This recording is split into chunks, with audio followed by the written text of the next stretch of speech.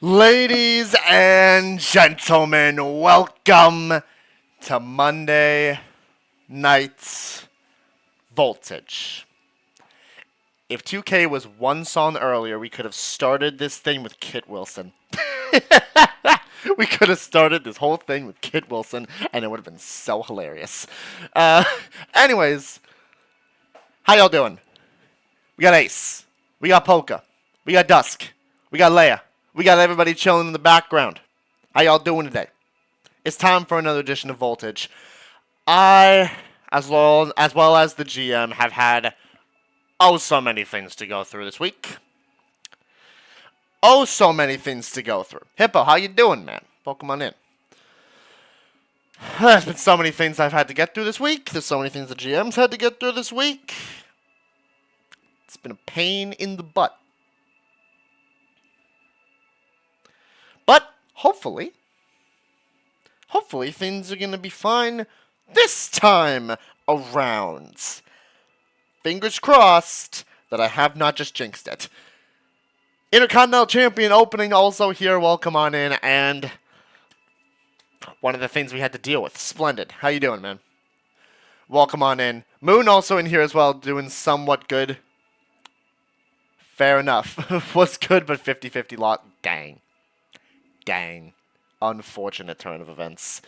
But the show rolls on. So, 2K get show audio up. We got to get this show on the road. So, let's do that. Chaos, our Ironheart champion in here. Welcome on in. How you doing? Kaz in here as well. Kaz, you're okay, right? You're okay after what happened last week against Shao Kahn? You're good, right? I hope so. Really hope so. We got a lot of things to go through tonight. We got Modest, who's apparently got something he wants to say. We've got a title celebration from the Ringmaster. We got Ryan going one-on-one with Joshua Bright. Laxus and Gildarts hopefully can settle their differences.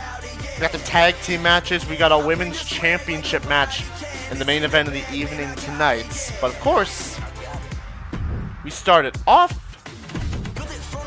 with our open challenge. David's in here as well. Yeah, I'm living. Even got back in the... What do you mean you got back in the... Why did you get back in the ring the next day? You are a mad lad. Absolute mad lad, that's what I'll say. David, I don't think is taking too much to that. Welcome in, David. How you doing? It's time for the open challenge, y'all. I hope the show goes okay, says Rin. Hopefully. Because I could. Of course I would. Been preparing for this in between helping Estelle and the rest of the guild with searching. We're trying. Thank you very much for that. Gotta say thank you to the security team. Thank you to the Bracers Guild. Thank you to everybody who has been trying their darndest to help us out in the search for both Dusk and Makima. One I don't want to see, the other I really hope we do find. But that's hopefully for another time.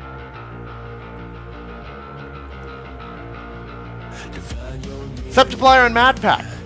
They got themselves an open challenge once again tonight, as we've done over and over and over again. So, the question is, who is going to answer this one? We saw the Death Triangle last week. Who is it going to be this time? Would you believe me? I told you he did and lost horribly. I would believe. I actually would believe. Finally here, shame I missed my brother's match last week, says Shikoku. Yeah, I saw that. I saw that. I'm not going to question him. I hope Flair loses, says Leia. I don't care who wins. I would love Flair win, but I think Tommy's fans, fair enough. I'm expecting Dusk to join. That would be horrible. I don't like where that goes. Let's just hope that doesn't happen. Maybe that doesn't happen. Maybe we don't put that out into the ether, right? Maybe we don't put that out into the ether, because that's horrifying. Anyways, let's find out who answers this open challenge, shall we? As we go ahead and we turn up the voltage for this match. I had to do it to the freaking Tartaros beat. Well, let's kick this thing off, shall we? Coming out first this time around.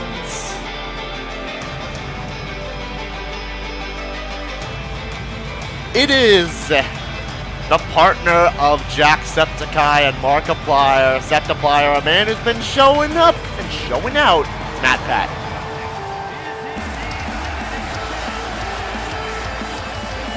Would one side be immune and the other be able to be in control? Maybe? No? I don't know. When does Tartaros be? Hey! Hey, you never know. Maybe Tartaros is answering this open challenge. You never know. I still feel bad my investigation is fine. That's one unsuccessful. Listen. Ace, it's fine. It's fine. Y'all been trying. There's been so many people out there trying to find dust. That's not on you. We don't know where on earth they are. Makima's smart. It was unlikely anyone was going to find them. Yeah. Makima's smart. Apparently she can teleport too. And that's horrifying. I reckon tonight's going to be fun, says Splendid. I read that already. Yeah. MatPat in the ring already, and here comes his tag team partners. One of the most dominant tag teams I've done seen in a little while. It's Septiplier, it's Markiplier, and Jackie Boy Jacksepticeye. These two.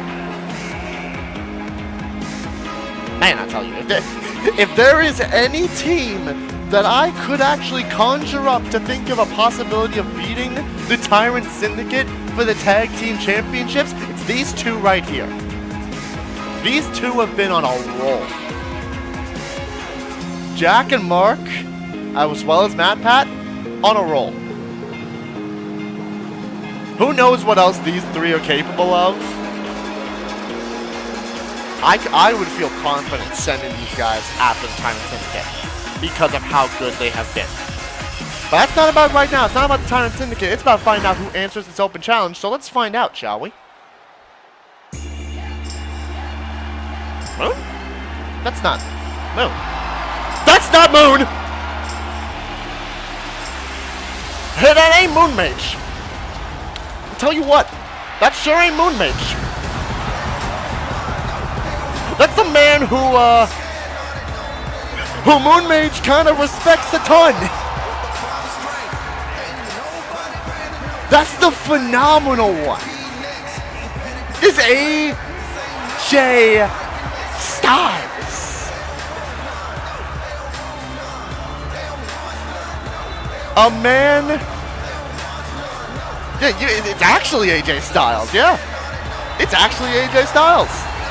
A man who just recently retired from the WWE and is going to be inducted into the Hall of Fame. And you'd love to see that for him.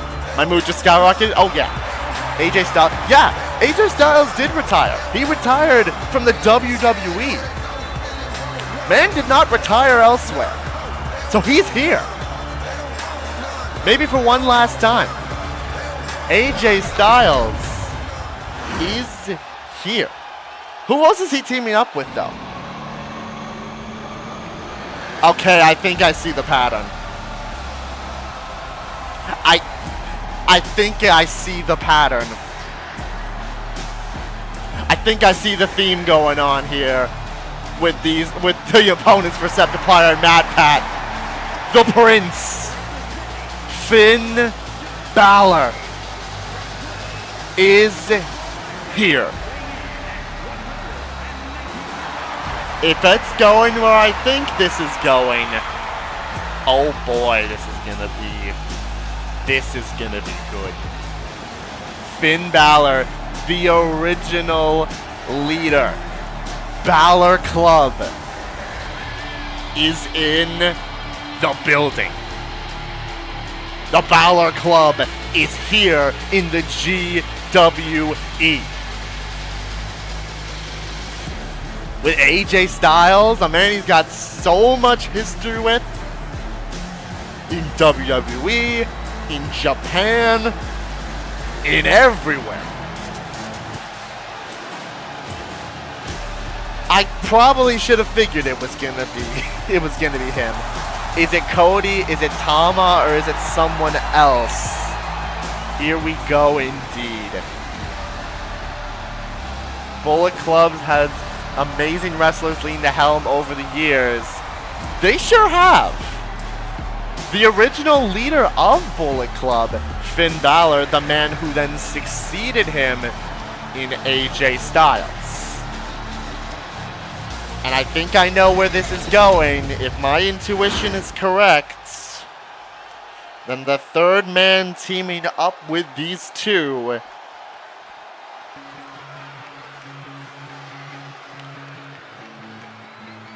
the music didn't go. I didn't fix the music, but it's Kenny Omega. Oh boy. Oops.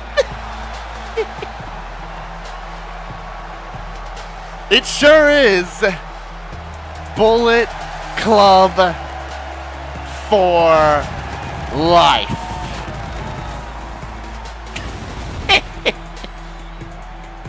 AJ Styles, Finn Balor, and Kenny Omega. The phenomenal one, the prince, and the most protected wrestler in wrestling history. The cleaner, the best bout machine, Kenny Omega. Yeah, that is Kenny Omega. Oh, boy. Yo, I thought Death Triangle was going to be the most insane match for this Open Challenge. I think it's just going to keep getting better and better. Kenny Omega is here. Well, let's get this thing going, shall we? MatPat and AJ Styles starting this thing off. As AJ tried to go for a clothesline instantaneously, and MatPat turned himself around, forearms him in the face. A battle of Bullet Club versus YouTubers. Yeah, it's Septiplier and MatPat versus the Bullet Club. Quick roll up by AJ. Kick out by Matthew Pathy. These three were successful against the Death Triangle last week, but this is a whole different ball game. This is Hall of Famers. This is first ballot Hall of Famers. AJ, Dang, AJ. And a moonsault right after that pile driver to MatPat. Quickly into the cover, and that actually brings Jack in. This is a whole different ball game that these three are going to have to deal with. Legends in this business. AJ Styles, that man has done everything everywhere. Grand Slam champions for both AJ and Finn. As the tag's made from MatPat into Jack. Both of them Grand Slam champions. Kenny Omega, I believe, still has the longest reign as the AEW World Champion, unless I am completely mistaken. I don't remember if, I don't remember who passed, if anybody passed it. I don't know if Moxley did, or something like that. But AJ getting caught right now by Jack, but actually misses the moonsault, and the tag's made. Here comes Finn Balor. I have theories on the Open Challenge. Who knows? It could just be, maybe the theory is just bangers. Former TNA World Champion, countless other titles. Yep, AJ Styles, a former TNA World Champion. A man who's done so much in the wrestling world. Finn Balor, another man who's done so much, taking it to Jack with that double foot stomp. But allows him to make the tag into MatPat, the Theorist, and the Prince going at it. A little sling blade from Balor, turns it into a drop kick down low. Of course, the first ever Universal Champion in Finn Balor, Intercontinental Champion, United States Champion, Tag Team Champion. The New Day would be a fun team to answer this challenge. But right now, Balor and MatPat doing battles. A discus clothesline lands from the Prince and makes the tag into the one man we have not seen from that Bullet Club yet. It's Kenny Omega. I know a lot of people adore AJ and Kenny's times as leaders. There would not be a Bullet Club without the Prince. But MatPat has a forearm to the face of Kenny. And then kind of looks right at AJ Styles and says, hey, I can do a forearm too. I know you got yours, but I can do it too. As MatPat sends him off the ropes. Big punch to the gut of the cleaner. Picking him up into a forearm. Right to the face. Where are you going? MatPat I thought he was about to dive to the outside on him. No, what were you thinking? That theorist man was not thinking for a second. MatPat went for the kick, ducked underneath by Kenny and gets tripped up. Turns him over. Kenny Omega, a decorated athlete. Of course, many championships across the world as well. It's just a stacked team over there with pedigree to last a lifetime as a rolling thunder. Rolling fireman's carry from Kenny makes the tag to AJ Styles. He had a theory. It was wrong. It was wrong. Sadly. AJ now. Pump handle into the knee of the phenomenal one. Gallows, Anderson, briefly in Kenny's case, Tama Tonga and the Young Bucks served under all three of the leaders. They sure did. Guys who worked very well with the Bullet Club in the past. Bullet Club members. It's the three leaders for tonight as a German suplex is hit from Styles onto the Theorist. Off the ropes now goes Styles. Flies and went for that double axe handle. MatPat managed to move out of the way, and I thought that was going to be an enziguri. Instead, turned that into a knee to the face of AJ Styles, and another knee right to the nose, and makes the tag to the King. Markiplier, the King of Five Nights at Freddy's, is in the match. AJ now puts Mark into the corner, making the tag to Balor. We got a King and we got a Prince doing battle. Double back elbow from those two. As Mark then hit the moonsault onto Balor. You gotta think how big this would be for Septiplier and for MatPat if they can knock off some more legends. The tag's made to MatPat. What on earth? I think they were going for a tag move and Jack got in the way on accident, and that allowed Balor to capitalize Sling Blade into the basement drop kick. Balor swings MatPat around, and there's that elbow to the heart from Balor, and Jack has to come in and break it up. But MatPat's in trouble because he's in the drop zone. Coup de grace avoided and turned into an endgame theory. Cover by MatPat brings Kenny in and Balor kicks out. Remember, elimination style in this matchup. Matt's raged up. Could be looking to set Balor up onto his shoulders. Punches him in the face. And goes to make the tag. Make sure Jack can get back in. That's a little Septiplier. Going to work on Balor. Knee to the gut and an enziguri to the side of the head. Not an enziguri, but just a kick to the side of the head. Went for the moonsault, but Balor got there quick enough to make the tag to Kenny Omega, and a super kick is hit. And now, Kenny picks him up.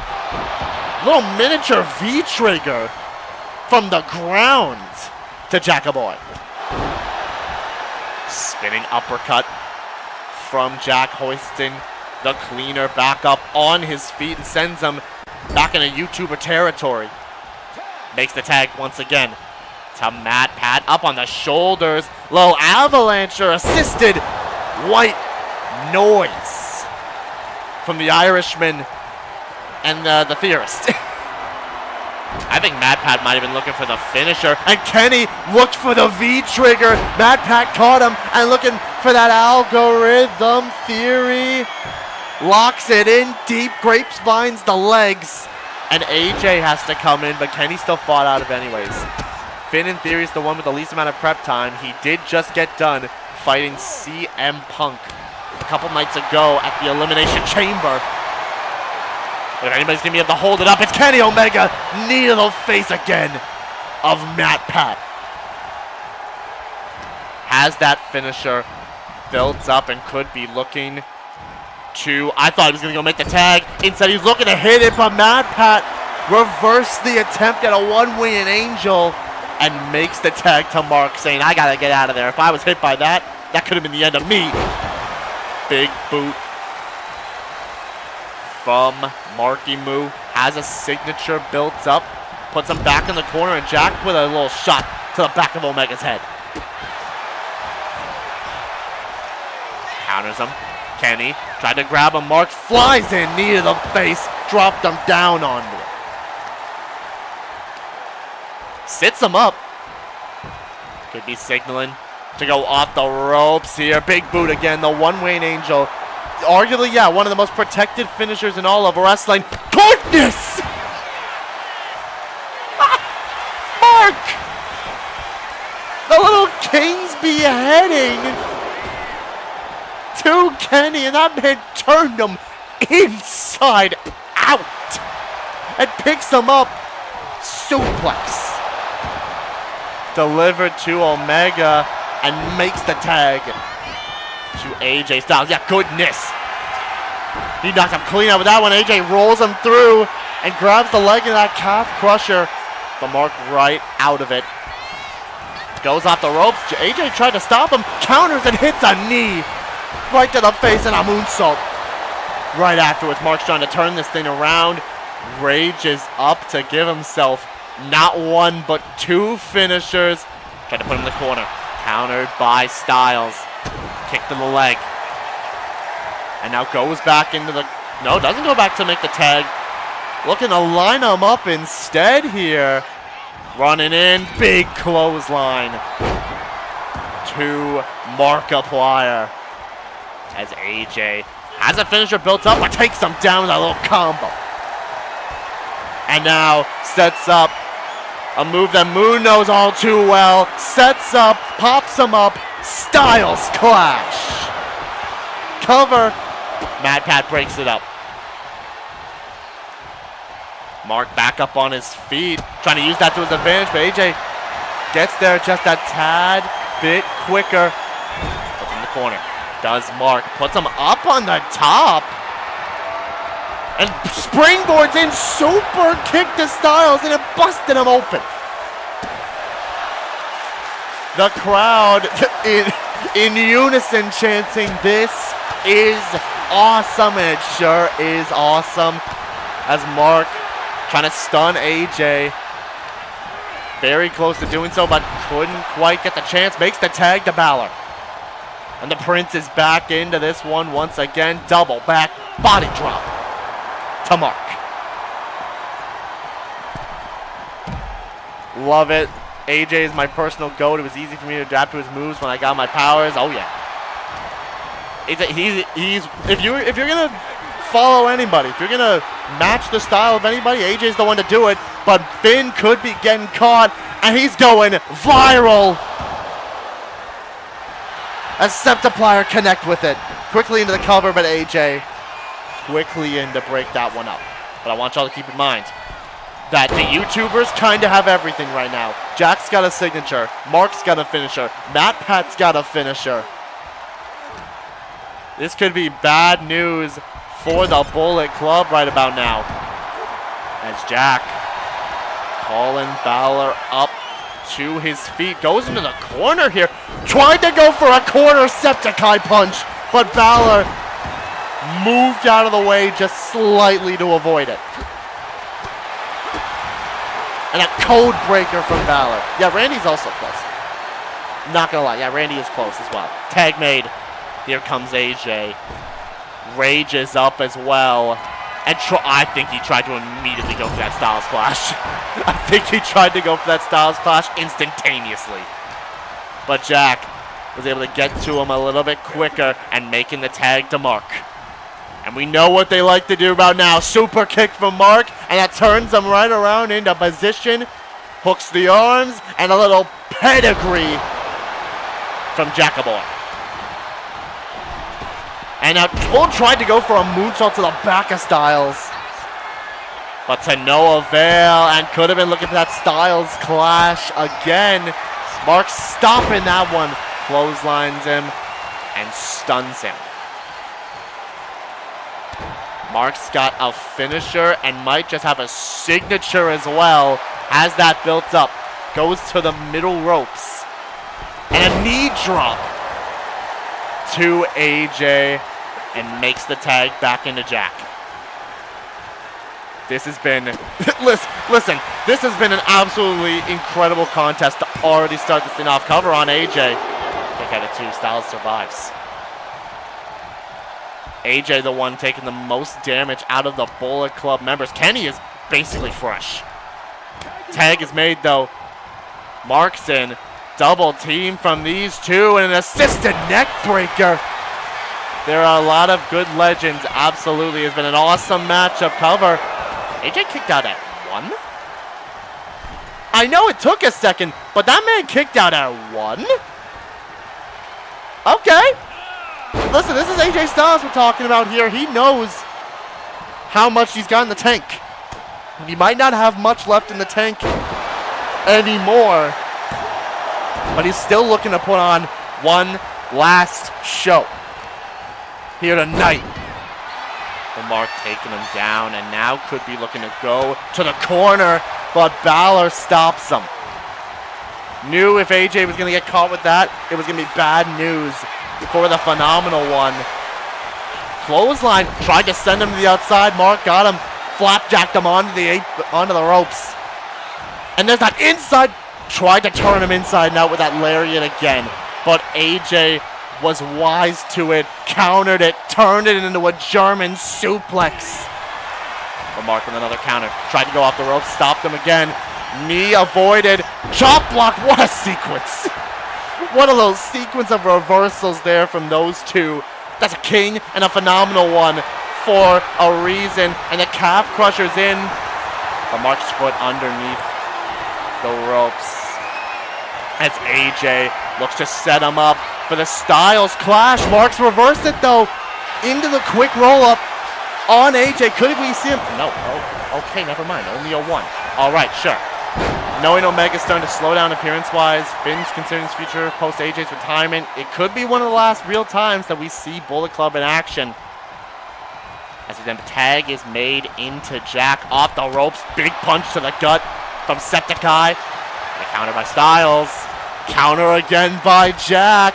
Yo, you know how many of these matches I just want to see one-on-one? AJ versus Jack, AJ versus Mark, Finn versus Jack, Finn versus... Listen, you could put any of these 6 competitors in a one-on-one matchup and they would instantly cook. Moonsault by Styles to Jack once again into the cover. And he still kicks out at 1. These 6 competitors are some resilient son of a guns. Picked him up into a neck breaker. He kind of caught him on the ropes as well, but Jack right back up on his feet. But another counter from AJ and into that combo again. We do still have Tama Tonga and Cody Rhodes. Those two still exist. Tag made into Balor, who's got a signature. But Jack with an uppercut. Delivered as Jack with the rights to Balor. Yeah, they are older. Both Tama and Cody are also older as well. Jack now looking to wrench away at the arm and the hand of the Prince. Drops the knees onto the back, trying to weaken the body. And sets him up. Jack, what are you thinking? Oh, he tried to moonsault them. Tried to step up into a moonsault, but Balor got up and got out the way. Puts him into the corner. Jack's busted open, and we know what Balor loves to do when he gets somebody in the corner. A little shotgun drop kick. Right to Jack. It brings Mark in. He broke up the pin, and he hit the ref at the same time. He broke up the pin, but he hit the referee at the same time. And a brain buster by Balor. Sets him up. Balor trying to call for Jack to get up, but he makes the tag into Mark. I think he was trying to go for the coup de grace. I'm here. What, in the Bullet Club? Yeah, the Bullet Club. Hey, Jacob, how you doing? Powerbomb from Balor. Right to Mark. Jack still into the match as well. He's still in the ring. Mark gets back in, though. The legal competitor gets busted open from that forearm by Balor. So many people have big moves right now that it could be anybody's game. Mark picked him up there into the iron lung. Delivers it right to Balor. Into the cover. Kenny comes in to break it up. And a moonsault. Counters. Countered by Finn. Couple chops, couple punches, and another one right to the throat of Mark. Balor taking a second to drink in the audience, but I don't think he realizes that Mark crawled behind him to make the tag to Jack. Septiplier punch off rip to Finn Balor. And climbs to the middle ropes. Jack. Hurricane Rana to Balor. And then, I think looked at Kenny and then hit him with a knee. But Balor quickly into the roll-up. But too close to the ropes is Jack. As Finn sets him up, puts him in the corner. Doesn't have the signature, but you know what he does have? He has a scoop slam, and Jack is in the drop zone. Calling for him to stand up, and a standing coup de grace. Just like Kaito Momota into the cover, and Jack burns resiliency. He is the first one to burn. Kenny making the tag. He has been fresh. He has been waiting this whole match and has a signature built up and drops Jack on his head, dragon suplex style. And goes to the corner. Jack is in a world of trouble. Slits the throat. V-trigger. Jack out of the way. Out of the way of the V-trigger. Kenny up on the shoulders. This is getting intense, and I dropped him onto the ropes, and the tag's made to AJ. AJ has a finisher, had a signature too, tried to go for the calf crusher. Jack stopped him, hits the uppercut, and goes to the corner. Goes to the corner, and Kenny stopped him from going for the Septiplier punch. AJ back up. After Kenny took Jack down, hits that combo again, and goes onto the cover. This might do it for Jack. No, it doesn't. No, it doesn't. Jack kicking out at 2, and AJ said, all right, you know what, if that's not going to put you away, this will. Styles clash. Into the cover. Mark comes in to break that one up. And the tag's made to Kenny.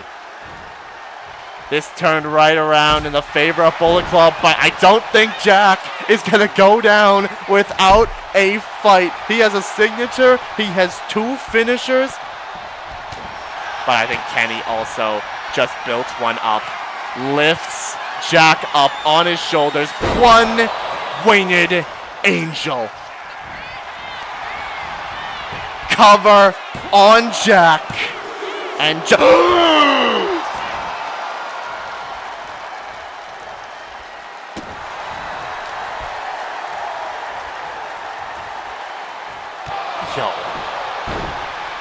Yo.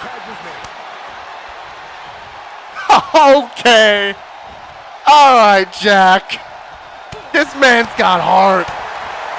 Kicking out of the one-winged angel. That is no easy task. Styles drops him with that phenomenal little reverse DDT. Jack needs to desperately make a tag. This man has been beaten and battered right about now. Lifts AJ up on his shoulders, drops him, and goes to finally make the tag into MatPat. He did kick out. I don't know how he did, but he sure kicked out of that one-winged angel. MatPat, who's also been in here waiting for a little while. Jack's joined a, pardon the pun, an elite few club of people that survived the one-wing angel, but AJ might not be able to survive the algorithm theory. Balor came in, and AJ actually did survive it. And a chop block right to the knee. And makes the no, doesn't make the tag, actually. Does not make the tag into his into his Bullet Club members and drops MatPat on his head. Wheelbarrow facebuster quickly into the cover. Kick out at 1 by MatPat. He's had a lot of time to recover, so honestly, that's fair. But he gets dropped again by AJ. And makes the tag to Kenny. Boy. Oh, goodness me. Counter by MatPat. Sets him up on the shoulders for the final answer. The most protected move got kicked out of again. Into the cover. AJ breaks it up. Broken up by Styles. But MatPat does have another finisher at the ready. But Kenny back up to his feet. Off the ropes. Picked up, knee to the gut, kick to the side of the head. And now, I thought he reversed the finisher, but he popped up, turned him around, caught him. Reversing the final answer again. Reverses the final answer. What is this match, man? Kick to the face from Kenny into the cover on MatPat. And he kicks out again. No resiliency burned on MatPat. The only one who's burned resiliency in this match is Jack. What are we doing here, people? What are we doing? This is insanity. DDT from Kenny. And goes to make the tag. In comes Balor. But Matt tried to sweep the leg. Balor caught him and slammed his leg down. Has a signature. Has a finisher. Puts him in the corner. MatPat could be in trouble. Countered. Countered. Roll up. Roll up by MatPat. Tucked it up good. Kick out. Kick out by Balor. Condine. Up on the shoulders again. And drops him down. Kicks him in the side of the head. But Balor right back up. Knee from MatPat. These competitors are not willing to give an inch. Into the corner. Tags made to Jack. Double team from these two. Backbreaker and an elbow drop from Jack. And Balor rolls to the outside. Sets him up. Jack tosses Finn back into the ring. Sets up. Tried to go after AJ, and AJ tosses him back into the ring himself. Finn. Counter the chop. Jack backs up. Hurricane Rana. Delivered. Goes to the corner again. And Kenny stops him again. He stops him again. From going for that Septiplier punch at the clothesline. And tags in Mark. We're almost back to square one. Tried to set him up. Counter by Balor. Runs in, hits that forearm. Kick to the leg. Punches. Kick to the gut from Finn. Went for the kick. Countered by Mark. But he's stunned now. Balor. Ugh. Knee to the gut. And now, Mark, a far away drop zone, but a drop zone nonetheless. Coup de grace. And it brings both of them in. It brings both Matt and Jack in. And the tag is made to AJ. The Bullet Club starting to work in unison right now. AJ has a signature and looks to lock it in. Calf crusher, but Mark's foot's on the ropes. He locked it in a little too close. And now AJ looking to size Mark up, but can he reach that far? He sure can. Phenomenal forearm. Delivered to Mark. Cover. Mark burns resiliency. Burns resiliency as well. Glad to know it isn't just a Solara AI issue. Yeah. It is not just a Solara AI issue. Hit that phenomenal forearm with some elegance to it. Off the ropes. Flies in with that sliding forearm. And a crossbody to Mark. Two of the YouTubers have burned resiliency. I've been on the bad side of a coup de grace more than once. It is not fun. You do not want to be in the splash zone when somebody that has that move in their sleeves goes up. You're dang right, Poker. That is a dangerous move, especially from the man who kind of perfected it, I'm not going to lie, in Finn Balor. But Mark, hits him with the King's beheading. King's beheading right there. And Finn with a headbutt. What is going on with Mark's face? He bleeding.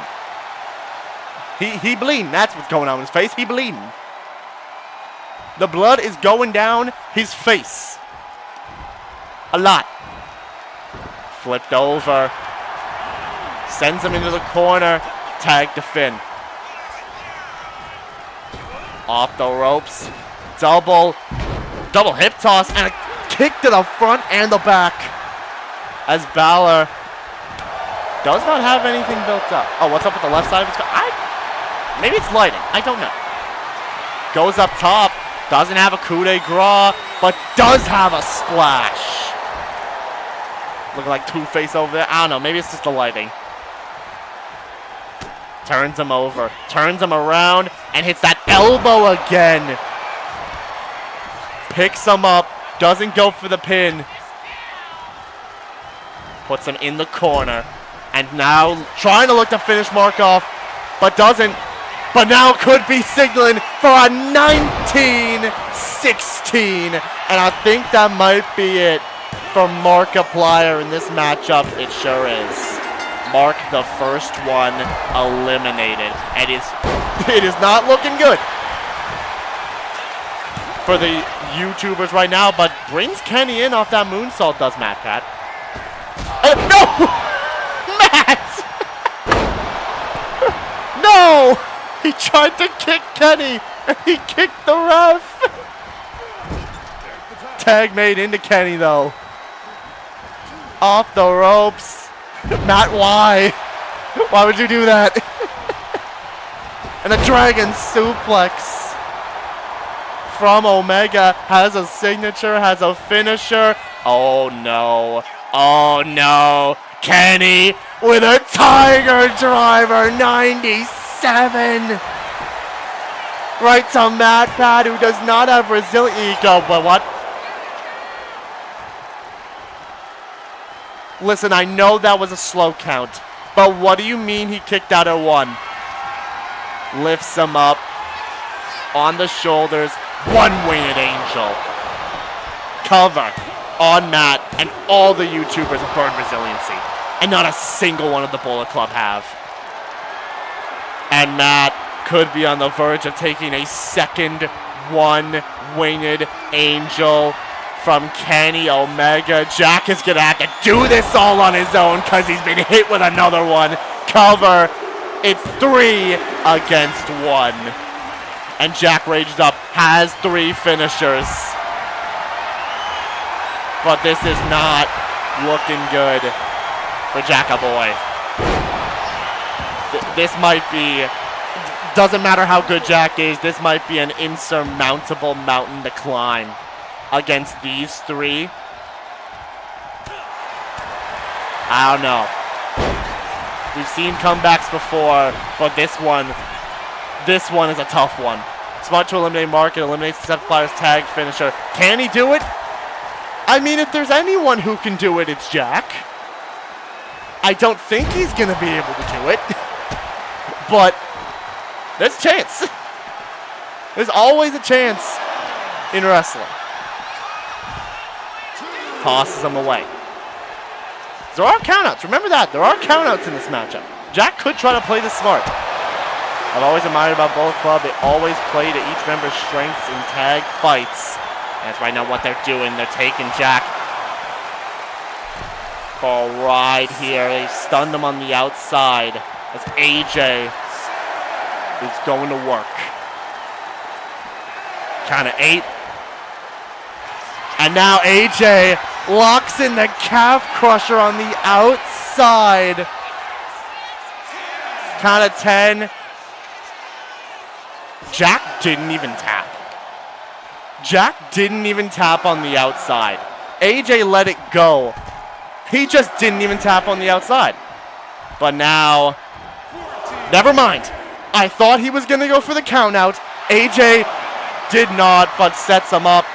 Reverses the Style Splash. Yo, is there a world? Is there a world where he can still do this? Up on the shoulders, gut check from Jack. Is there a world where Jack can still do this? Because there might be. He's sizing up AJ. I know BC love being heels in Japan. They still got an honor code for sure, but reverses the finisher. Does AJ Styles. Puts Jack onto the table. And just waits for him. But counters. Jack counted him. AJ took a little too long. Now wait a minute. Jack hoists AJ up. That's a jackhammer. That is a jackhammer. Wait a minute. Jack rolls in the ring. Yo, this might be the smartest thing he can do right now. This might be the smartest thing Jack can do right now. Because that's a count of 18. That's a count of 19. AJ just got in. He tried. AJ just barely gets in right before the count of 20. And tags in Kenny. Listen, I can't blame Jack for trying to go for the count out there. That might have been his shot to win. Drop kick. Right to Kenny. Goes to the corner, but AJ now stops him. Omega is now the one in trouble here. Septiplier punch is countered. Set up. Tried to go for that Tiger Driver 97. Jack reverses it. He's still trying, y'all. He's still trying. Sets Kenny up. Up on the shoulders. Ireland's call. Cover on Kenny. It brings Finn in to break it up. But Jack does not have anything now. Busts Omega open. But he does not have anything in the tank. Goes up top. Calls for Kenny to get up. Look at the blood running down Jack's face. Drop kick to Kenny. And rolls to the apron. Kenny rolls to the apron. Steps back into the ring off that counter. Strikes from Jack. Forearm to the face. Tried to pick him up for the signature. Kenny stopped that. But a counter again. These two are going back and forth. Up on the shoulders. Dropped onto the knee. Has a finisher. Jack has a finisher. AJ can come in, but Finn sure can't. Lines up. Spiked him with the Hurricane Rana. He spiked him with that Hurricane Rana. Goes to the middle ropes again. Calls for him to get up. Code breaker. Code breaker from the middle ropes. Kicks the leg. And sets up Kenny. Could be signaling for an Ireland's call, or maybe for a jackhammer on the shoulders. Ireland's call. Quickly into the cover, and that brings AJ in. He might not be able to pull this off, but he's going to go down swinging. Kicks to the gut of Kenny. Forearm to the face. Goes to the middle ropes. Jack looking at a tightrope walk with it. Tightrope walk and elbow drop to Kenny. Has a signature. but it gets reversed again. Kenny reverses the signature again, lines up for that Tiger Driver 97, and this time he gets all of it. Yeah, Finn's back is bruised, and he's been tagged in now. And calls for it. Finn's loving it. Finn is having a blast. Goes to the outside. Steps back in. Jack now, not stunned anymore, clotheslines him. And a moonsault to Balor. Has another finisher. Jack still has another finisher. Yo, what is this matchup, man? What is this matchup? This matchup has been going on for ages, but it's been such a good one. Kicks right to the face of Balor. Popped up. He popped up into the finisher, popped up into a jackhammer. And immediately Kenny comes in and breaks it up. Say what you want, but Jack is sure giving it his all. And now locks in a submission, but Finn's foot's underneath the bottom ropes. Finn's foot is underneath the bottom ropes. Flies in, misses the splash. Jack misses the splash. That could prove costly for Jackaboy. Finn with a drop kick to the leg. And after everything he's been through, Jack can't go anymore. The Bullet Club gets it done. Oh my goodness. Yo, I know it was a clean sweep from the Bullet Club. It did not feel like one. It did not feel like a clean sweep from the Bullet Club. Oh my goodness. What a match. Bullet Club for life. Yo, it's so much of just Jack that the highlights don't even show the rest of the 3-on-3. Most of the highlights, I think, are just Jack against all three of them. That man tried everything. Hits the jackhammer on the outside to AJ. Nearly got the count out on Styles, but just barely got back in. Right before the count of 20. Hit the Island's call on Kenny. Jack really did that. He really did do that. He got so close to getting one of them. I know he probably wasn't going to get all of them, but I know he could have gotten at least one. But countered that signature, turned it into the Tiger Driver 97. And Finn made him pay.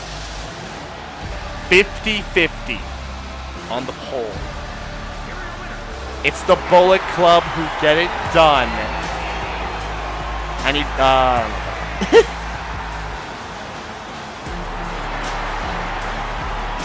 what a match, though. What a match. Then the Bullet Club stand tall.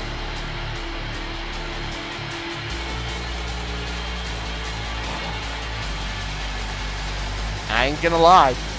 That might be a contender for Match of the Year. That might be a contender for Match of the Year. I am not gonna lie. But we move on to the night. No shame for Septiplier and MatPat. They fought three surefire, or soon to be, in AJ's case, Hall of Famers. I'm gonna see if I can get some advice from AJ. Oh yeah, do that. Listen, you do that. That's a good idea. I need to drink of water after that.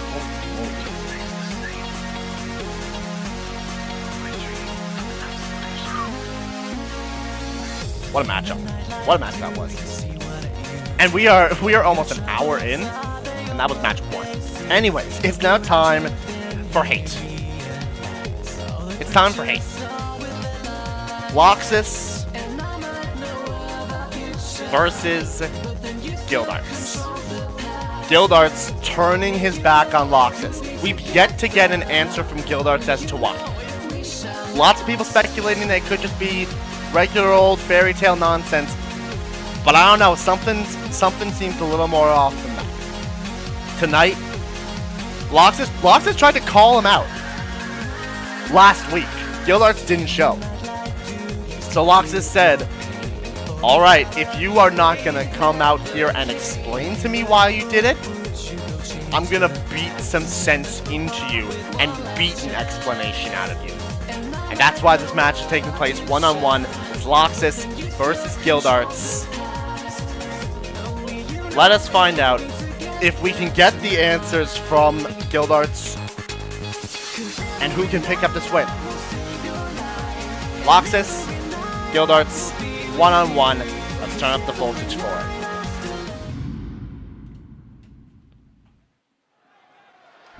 And DJ apparently. Ignore DJ. I don't know what he's doing there. But Laxus making his way down to the ring. Gildarts slams him into the apron. And I just beat him up. Bobby trying to separate him. And I think the match is going to get called off. Yeah, this is just a brawl now. Yeah, Bobby's gone over to the timekeeper's area. Well, now he hasn't. But he's gone over and he said, like, the match is off. Laxus, what was that? I'm sorry, y'all. Dang. DJ versus Laxus was the original matchup. No. It was supposed to be Laxus versus Gildarts the whole time. Yeah, sorry, man. Sorry, y'all. I gotta end the poll. This match got called off. Bobby calling off the match because of this. Now they're just brawling. Gildarts sending Laxus back into the ring here, and we're still not gonna get the explanation. Yo, it's they're chain wrestling anyways. There's no match, and yet they're chain wrestling anyways. I don't get that. All right, sure. For one of these, just have Lyssa in the ring. One of them should just have Lyssa in the ring. I can't exactly control who's in the ring, so it just randomly picks DJ. Gildarts with a headlock takeover, and I think it was screaming at Laxus as well. Yeah, they want to run hands. They just want to run hands and also technical grabs. Laxus still trying to beat an answer out of Gildarts even with no match. I think that's just the goal now. Laxus trying to beat an answer out of Gildarts. Should I be on standby? Nah, it's all good, Ace. Let's let them get it out of their system. Let's let it get them out of their system. We'll have the crew get them when they're done. As Gildarts slams Laxus down, and these two. Listen, man, I don't get it. I still don't get it. Just walk by the BC guys. I admit it might be smart for me to get some advice in before they head out. Fair enough, Joshua. You might as well. Either way, I still don't get it. I don't get it from Gildarts. I understand that the Fairy Tale Guild fights a lot. They do. This one though, I'm confused about. This one doesn't make sense. It feels more violent than it should be. Like, they're violent. But I feel like they don't go this violent. Like, dang. Laxus raging up as well. Goes to the middle ropes here. Wait for the double axe handle, but Gildarts a little too far away. The boys are fighting. The boys are indeed fighting. Rolled through. Oh, there's that thunderclap from Laxus. Right to Gildarts and drags him. Drags him around. Turns him over. The Gildarts with a clothesline.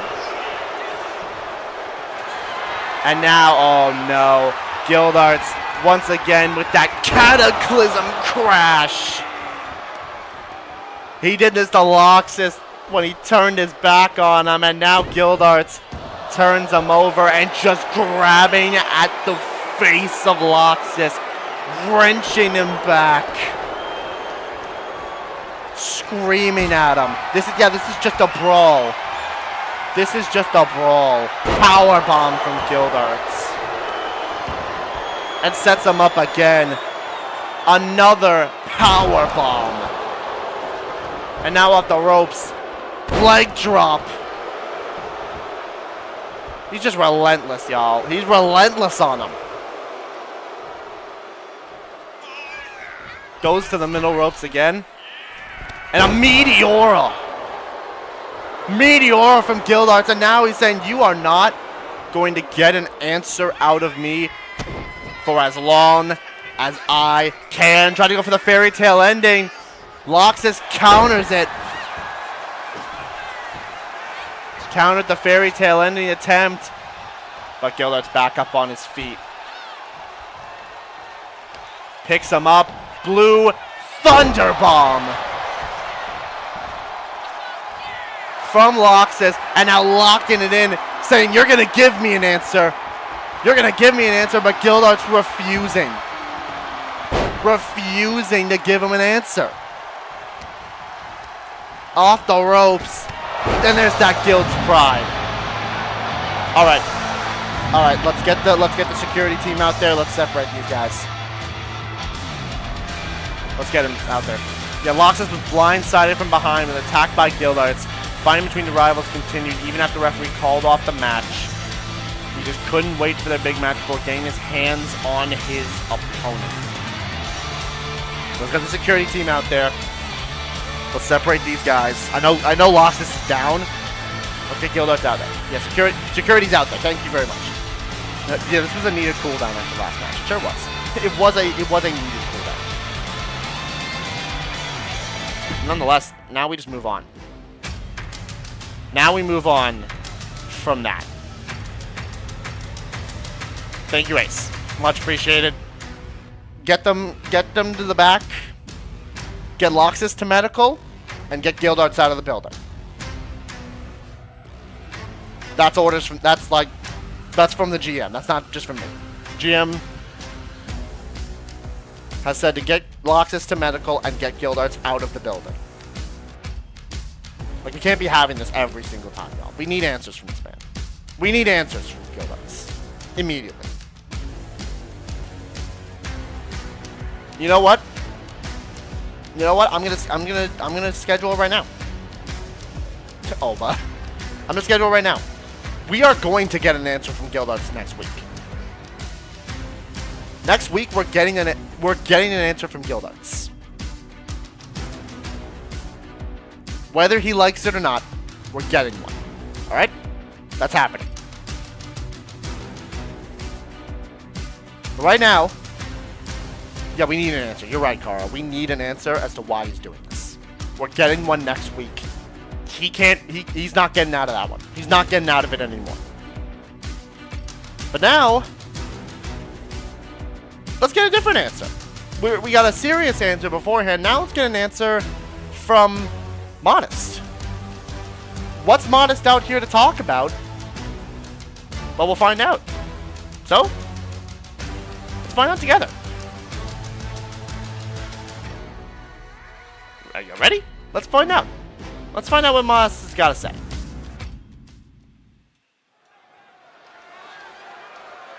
Let us find out what Modest has to say. There he is. There is Modest. A man who, just like Septiplier and Crowe, went through an open challenge. We saw him fight the likes of Little Mac, of Epo, of King, of Balrog, of Max from Sports. I think that's the right way to say the full legal name. DJ, Leia. We saw a ton of different opponents for Modest. But after all that, now he's got something he wants to talk about. So, let's find out what it might be. Thanking all those who accepted his open challenge. You'll love to see that from him. Matthew from Rouge Sports. There you go. Okay. There we go. Let's see why he's here. Yeah, I figured as much. I figured it might be at Akihiko. Great respect for you, but I know I can beat you. Here to challenge him to a rematch from Chain Reaction. Okay, then. Okay. He's calling him out. He's calling Akihiko out. And there he is. And Akihiko's there. Been waiting to see if you want another chance to fight me again. Love that. That's some respect right there, yo. I'd love to fight you, but I don't know if he's actually earned that chance. He did beat him pretty handily. I won't give you the chance to fight me again. I want you to earn it.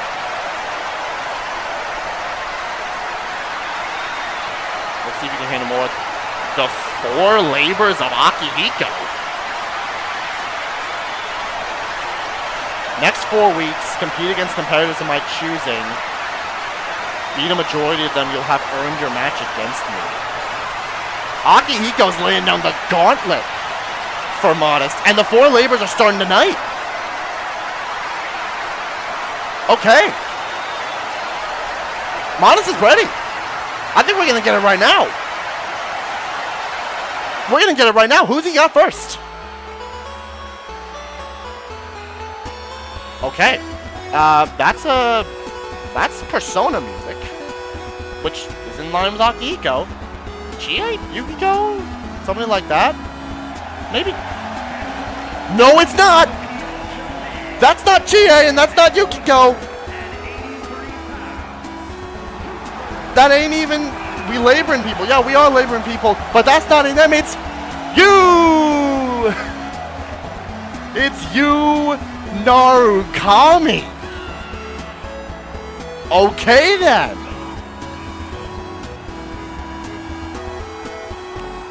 You, Narukami, is the first labor. The Iruma investigation team leader himself, your goat, you, Narukami, it is you. See there, look at that. You.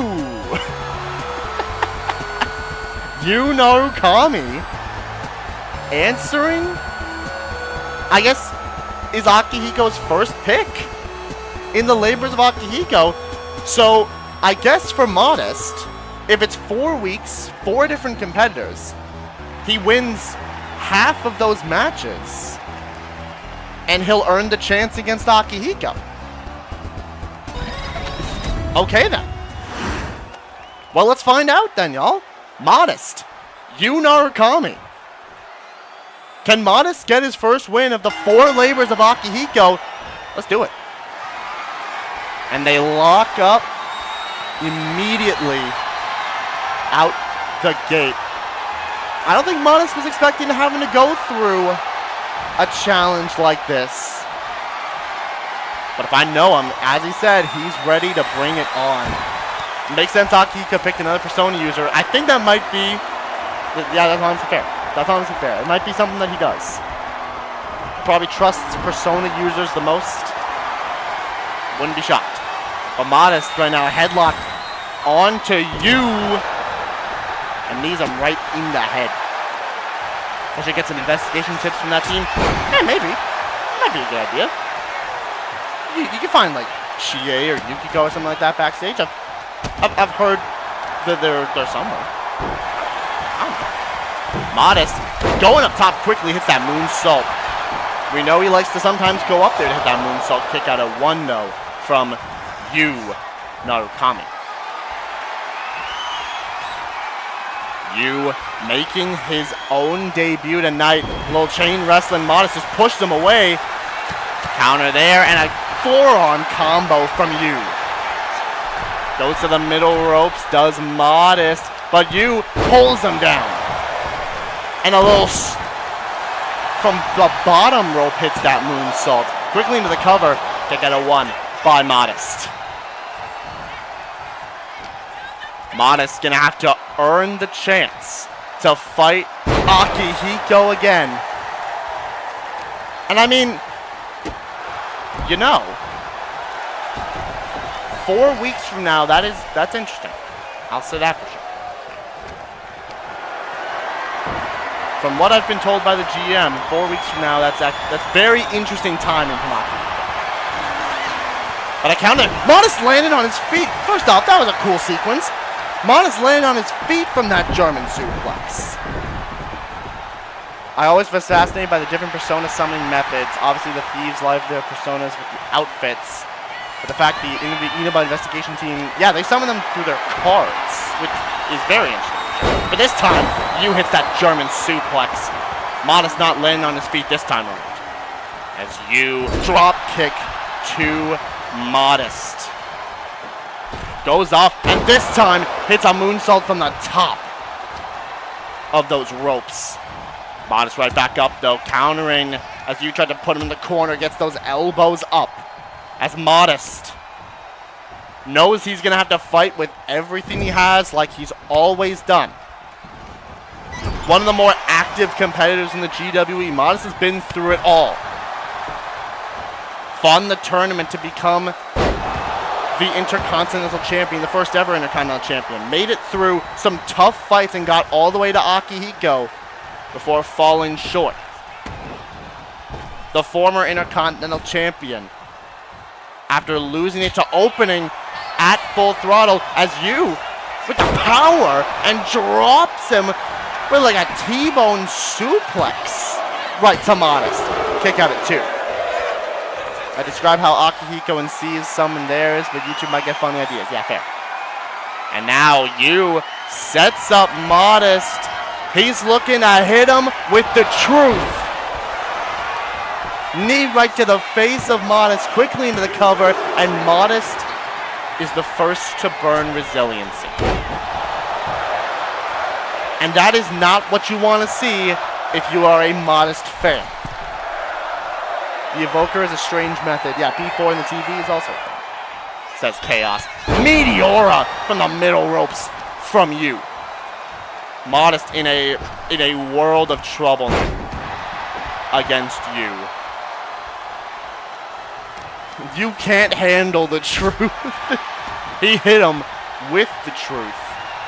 But Modest was able to handle it because he kicked out. Did have to burn resiliency though. Knees from you to Modest's own knee, and now could be looking to set him up, maybe trying to hit him with the truth again. And for a second time, is you just going to clean this up? Into the cover on Modest. You might just clean this one up quick and easy. But Modest kicks out. Modest kicks out, and I would not, I'm not surprised. This is Modest we're talking about here. Of course, he's got the heart to stay in this match. He knows what it means to be in every single match. Every single one of these matches, they matter. If he can pick up the win tonight, he's one win away from going even. He's one win away from getting that match with Akihiko.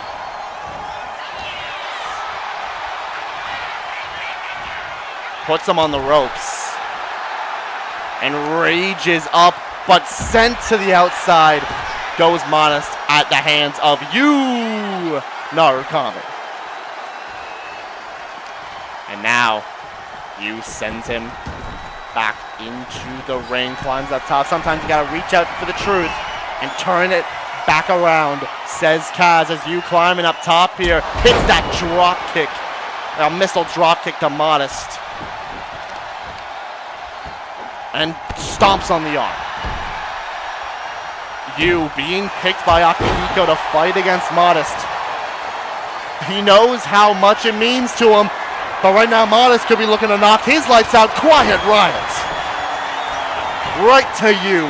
Into the cover on Narukami, and now he burns resiliency. It is an even fight quickly in this matchup as Modest tries to go back to the corner. And now hits that moonsault. Could try to end this early from that moonsault cover. You kicks out at 2. Narukami survives it just for a little while longer underneath. And a drop kick, and he hit Modest's knee with that one. If you can't stand, you can't fight. As you calls for him to get up. Slaps him in the face, and an atomic drop. Kick right to the back from you, and there's a little elbow drop with some pizzazz on it. Put some pizzazz on that elbow drop. Climbs up top, calls for Modest to get back up. Drop kick again. as you now has a signature. He has a finisher, a tope atomico to Modest, and that could be the end for Modest. This could be Dunzo for reach out to the truth, busts him open with it, and that, ladies and gentlemen, that is the first loss for Modest in the labors of Akihiko. Never mind. Kicks out of that one. Never mind. That's the signature. That's that exploder suplex. Modest now might be down for the count. Excuse me? What? What? Kicked out of that one. Tried to hit him with the truth again. Modest. He had it scouted this time around. Quiet Riot. Quiet Riot to the head of you. Modest has got that little bit left in him. Right to the face. Cover on you. But he kicks out as well. You kicks out as well. Modest picks him up. Is Modest GWE Sami Zayn? Hey, maybe he is. In the corner. Steady hands. To Narukami. Yu's in trouble now. Drop kick. He's stunned. Modest has the chance. Goes to the corner. Blood is dripping down his face. Calls him up. Lines him up. Quiet Riot. I didn't give y'all a poll. I just realized that. I'm so sorry. Cover. Modest gets it. That's one for Modest. Labor number one for Akihiko cleared. Modest doing exactly what he needed to do. How? I don't know. Modest pulled it off, mounted the comeback, hit that Quiet Riot.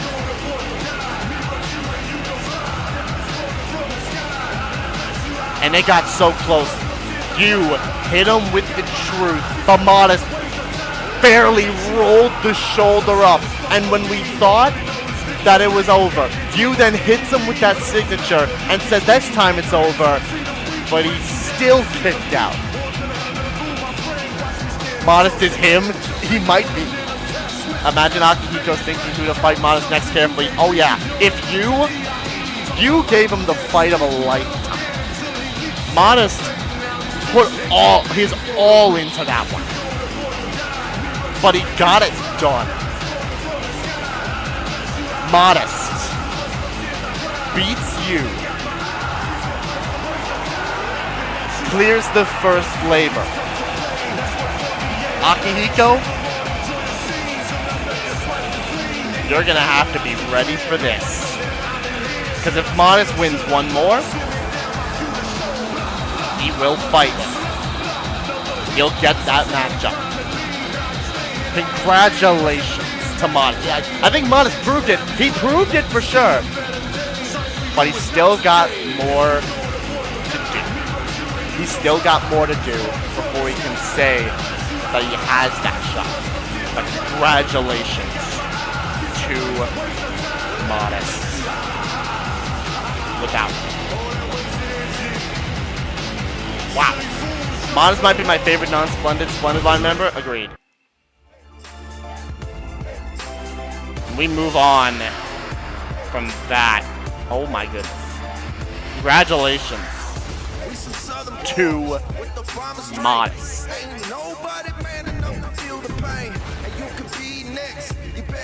Whew. One down, 3 to go. You're dang right, Modest. We'll have to see who you got to face off against next week. But now,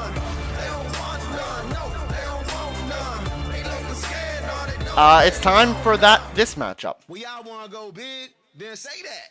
Ho!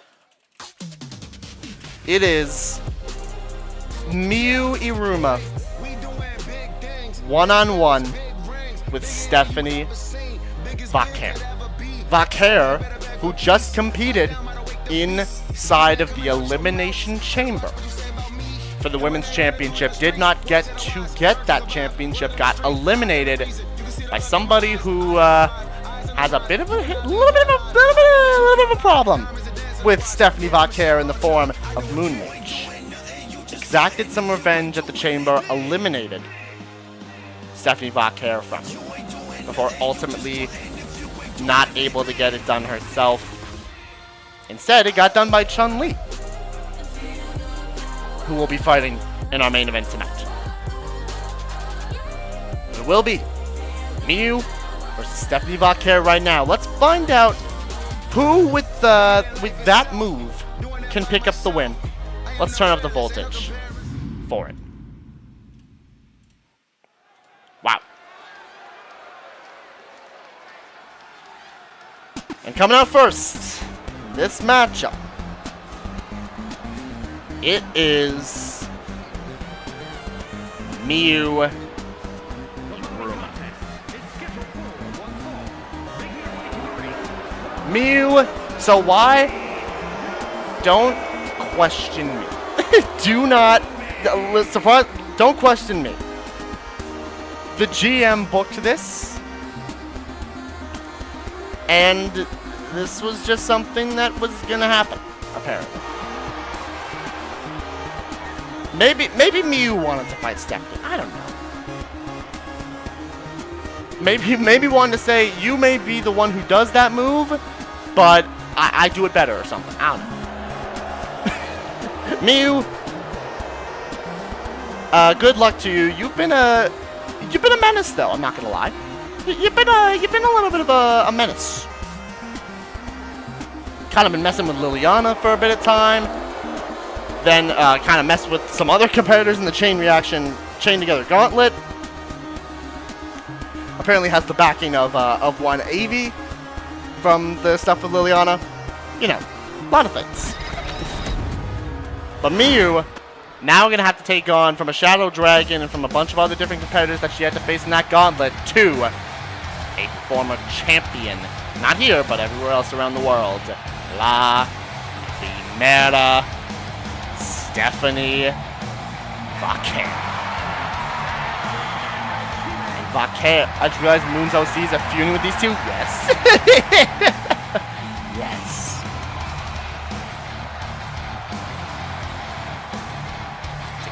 Water, because we gonna need some water. we gonna need that water from this one. No bread, no meat, just water. Stephanie Vaquer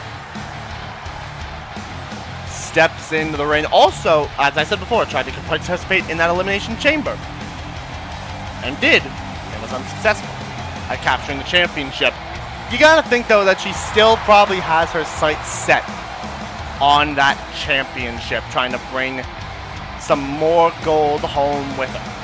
But right now, it's not about gold. It's about this match. It's about facing Miyu, probably hitting her with that move. But here we go. Bobby calling this one. Here we go. And they lock up to start. I would get Lily's thoughts on this, but she'd be busy. Fair enough. She could be busy. Sat there, a little waist lock by Miyu, but Vaquer taking her down immediately. Turns it around. Little headlock from La Primera. Chaos keeping their eye out as well on this matchup. Hey, you never know. These two could be some contenders to that Ironheart Championship in the future. Could be contenders to the World Championship as well. We'll have to see who walks out tonight in the main events as champion. Vaquer and I have had our differences, but honestly, I feel in a way we're even. Shows that, hey, just keeping things real. Fair enough. She beat you before, and then you beat her in the chamber. From most things, y'all do seem even. I don't know what I would interview about. Maybe just don't interview them at all. Honestly, might be the one time where I'd say maybe don't interview them. Especially Miyu. Because it is Miyu. Off the ropes, big disaster kick from Miss Iruma. And a DDT from her.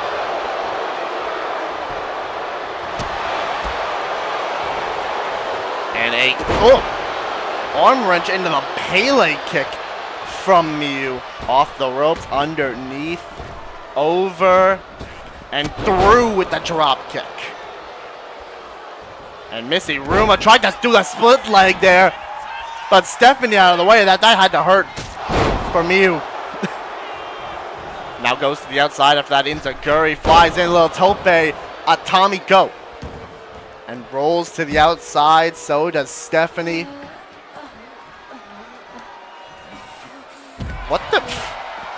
What the frick was that, 2K?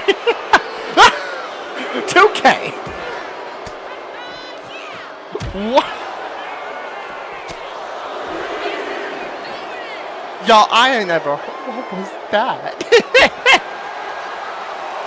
Stephanie gets back in the ring, so does Miyu.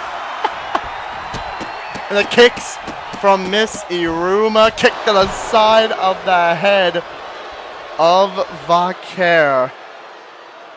And a code breaker delivered from Miyu. That patent pending code breaker into the cover on Stephanie. Kick out at 2, and Miyu's frustrated because she didn't burn resiliency. But could be sending her up anyways, looking for that butterfly bomb. Butterfly bomb to Vaquer, and that is resiliency from La Primera. She's not looking good so far in this matchup. Miyu climbing up top here, calls for Stephanie to get back up. And a cross body is intercepted. Stephanie caught it into the body slam and stomps on the face of Miyu. And now goes to the apron, calls for Miyu to get up. Yo, Stephanie, that is a far distance. Yeah, I didn't think you were going to hit that. I know you are not AJ Styles. You could not hit that type of move from there. Off the ropes, underneath, over top from Vaquer, and a backbreaker delivered to Miyu. Turns her over and locking in an armbar on Miyu, but immediately out of that one is the gorgeous girl Genius with a little spinning Hurricane Runner. Counter there. Oh boy. And now these two looking to trade blows, going tip for tap, back to back, blow for blow. Chop from Miyu. And a punch from Miyu. Trading blows. These two going back and forth, but another shot from Miyu. And a counter by Stephanie calls for Miyu to bring it. Slap countered. Still saying to bring it. And these two gonna go. Stephanie with a punch. And here we go. Little hockey fight between Vaquer and Miyu. And Miyu got the advantage on that one. And stole the finisher, stole the SVB. Yo, she ain't gonna beat her with that, is she? No, she isn't. No, she's not gonna beat her with the SVB. Stephanie kicks out. Went for the boot, but got countered by Stephanie. Up and down onto the knee. Back up. Jaw jacker from Vaquer. Gets Miyu back up, sweeps the leg down, and into an STF locked in by Stephanie, but Miyu getting the elbows in, stopping Stephanie, and kicks her in the gut, saying, "Not fine, I'll hit you with my move, butterfly bomb again." Cover on Stephanie, and Miyu!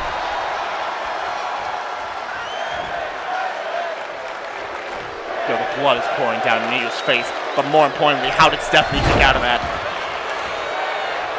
More importantly, how did Stephanie Vaquer just kick out of that? Back up is Vaquer, but Miyu gets to her first. Yeah, indeed. How did she kick out? got hit with 2 butterfly bombs, hit with her own finisher, and somehow she's still kicked out. But slams Miyu into the apron. Hop back up, drop down from Miyu.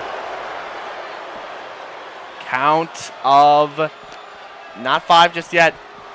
Sends Stephanie into the steps. Count of 6, and Miyu rolls back into the ring. Count of 7 here. Count for 7. Okay, hold on. Yo, Miyu, hold up. There we go.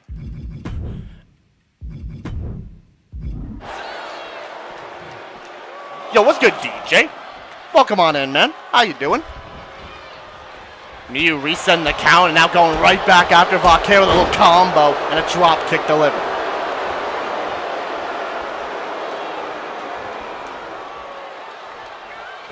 And now, oh no, sets up. Big back suplex. Turns her around. German suplex. Doing well, how are you? I'm doing pretty well. But who might not be doing well so far right now is Stephanie Vaquer, because she's just been caught with the gorgeous girl genius, the GGG, and it might be GG's for Vaquer. I'm sorry, excuse me. Gonna go ahead and get ready. Honestly, not sure what to expect aside from the reaches I've done, but it's a good first step to get myself back in the IC title hunt. But good luck, Joshua, but I'm sorry. Huh? Excuse me, Vaquer? How? That's the 4th finisher. How did she kick out of that? What is she on? Miyu saying, what do I gotta do? What do I gotta do to put you away? And tried to go for the hip attack in the corner. Vaquer stopped her. Set up DDT position, but countered by Stephanie. Kick to the gut, saying you stole it earlier. This is how it's done. SVB to Miyu Iruma. How's she doing this, y'all? Miyu did not burn resiliency, though. Kick out at 2 by Miyu. Did not burn resiliency. Stephanie. They are not dead yet. No, she's not. They are not. Oh, tried that. Oh, Miyu. Oh, my gosh. Dragon screw right to the ankle of Miyu. Goodness me. And a little 8 defeat from Stephanie Vaquer. As now sets up for it again. No, not going for the SVP. Instead drops Miyu and might be thinking about that corkscrew moonsault. But Miyu's back up before she can land it. Crossbody though anyways. And goes into the cover on Miyu. This honestly might be enough to burn resiliency. And it is. Miyu burns resiliency. Vaquer, who I didn't think was even going to be anywhere close to winning this matchup, has just brought this back by yards and kicks Miyu in the gut. SVB. Might have just mounted the biggest comeback I have ever seen. Stephanie Vaquer gets it done, and Miyu is not happy about it. She is not happy about it. Miyu!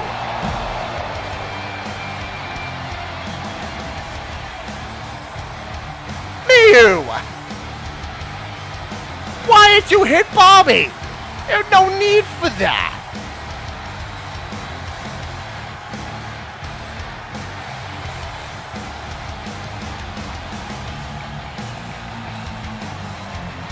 Miyu. Yeah, what the ref do to you? What did Bobby do to you? Also, welcome in, Pi. How you doing, man? How was work? If you had work today. Yeah, someone's feisty. 71% on Vaquer, 29% on Miyu. I don't know how she made that comeback. But congratulations to Stephanie. Very unnecessary. All I gotta say is if the ref was fair, Vaquer would have been pinned 3. I don't know if that's a... Listen, I don't know if that... Stephanie kicked out like 3 different times over. Nonetheless, we move on from that. Oh my gosh. Stephanie Vaquer is nuts. I wouldn't call it justified. A fine, still fine. Yeah, she gonna have to get fined for that. She did just punch a referee. That's kind of not okay. You know? It's kind of not okay to just punch Bobby for no reason. In fact, hold on a second. I'm gonna give Bobby a little bit of a breather. I'm gonna give Bobby a bit of a breather, y'all. He might need that. You know what? Jade, get out here. Jade, you can get out here for fun. Yeah, indeed, yeah. Jade, get out of here for this next matchup, please. That'd be awesome. But speaking of this next matchup, coming up next, it is a very, I want to say, unorthodox match. It's one-on-one, and it is Ryan / Lyssa going one-on-one with Joshua Bright. Ryan, apparently the new member of DICE, wants to prove himself and now wants to show that chamber loss was not part of the plan and that he can do so much better than that.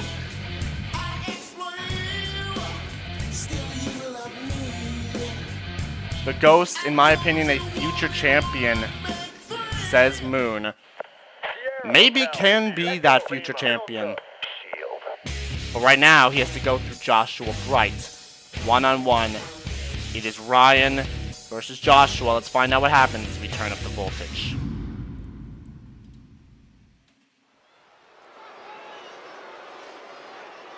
Coming out first.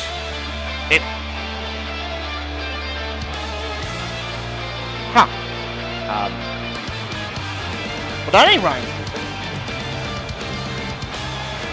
Oh. That's why. Oh, that's why.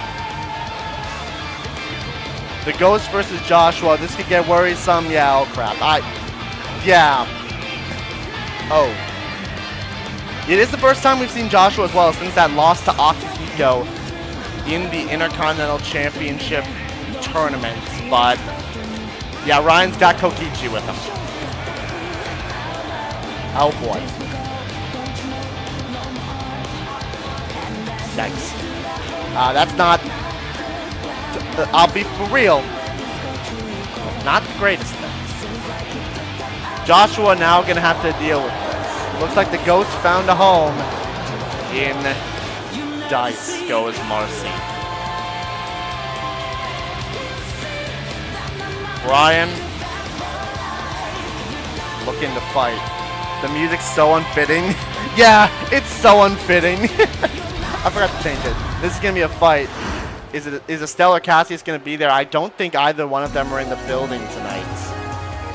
Joshua, I haven't seen him today.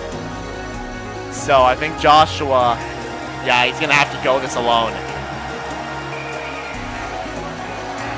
Joshua Bright, who we have not seen in quite some time.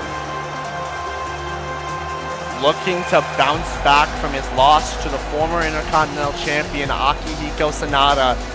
This time, trying to pick up a win over another competitor who was also in that Intercontinental Championship tournament in Ryan. It would not be the first time that Joshua has fought against the numbers game on his own like that. If anybody can handle it, it sure is Bright. And Joshua is no exception to that. Joshua Bright, the son of one of the former GWE World Heavyweight Champions, a man that Jay Warland, the former World Champion's grown to respect, and Cassius Bright. Joshua looks to follow in his father's and in his sister's footsteps and become a champion. Can he do that? It starts if he can get past Ryan tonight. Here we go. And a Hurricane Rana straight away from Joshua. They are not messing around. goodness, I ran out of air. Moonsault. Quickly from Joshua into the cover. Early door. Wait. I swear I changed that. You got to think knowing his dad and sister won titles is motivated to make sure he completes the trifecta. Also, I swear I just put Bobby out of that. You know what? Maybe he just you know what? Hey. Good on you, Bobby. I thought I was going to have to take you out for a second there after that punch from you. I think he just said he's good to go, I guess. You know what? Clap it up. That's our senior referee, y'all. That's Bobby for you.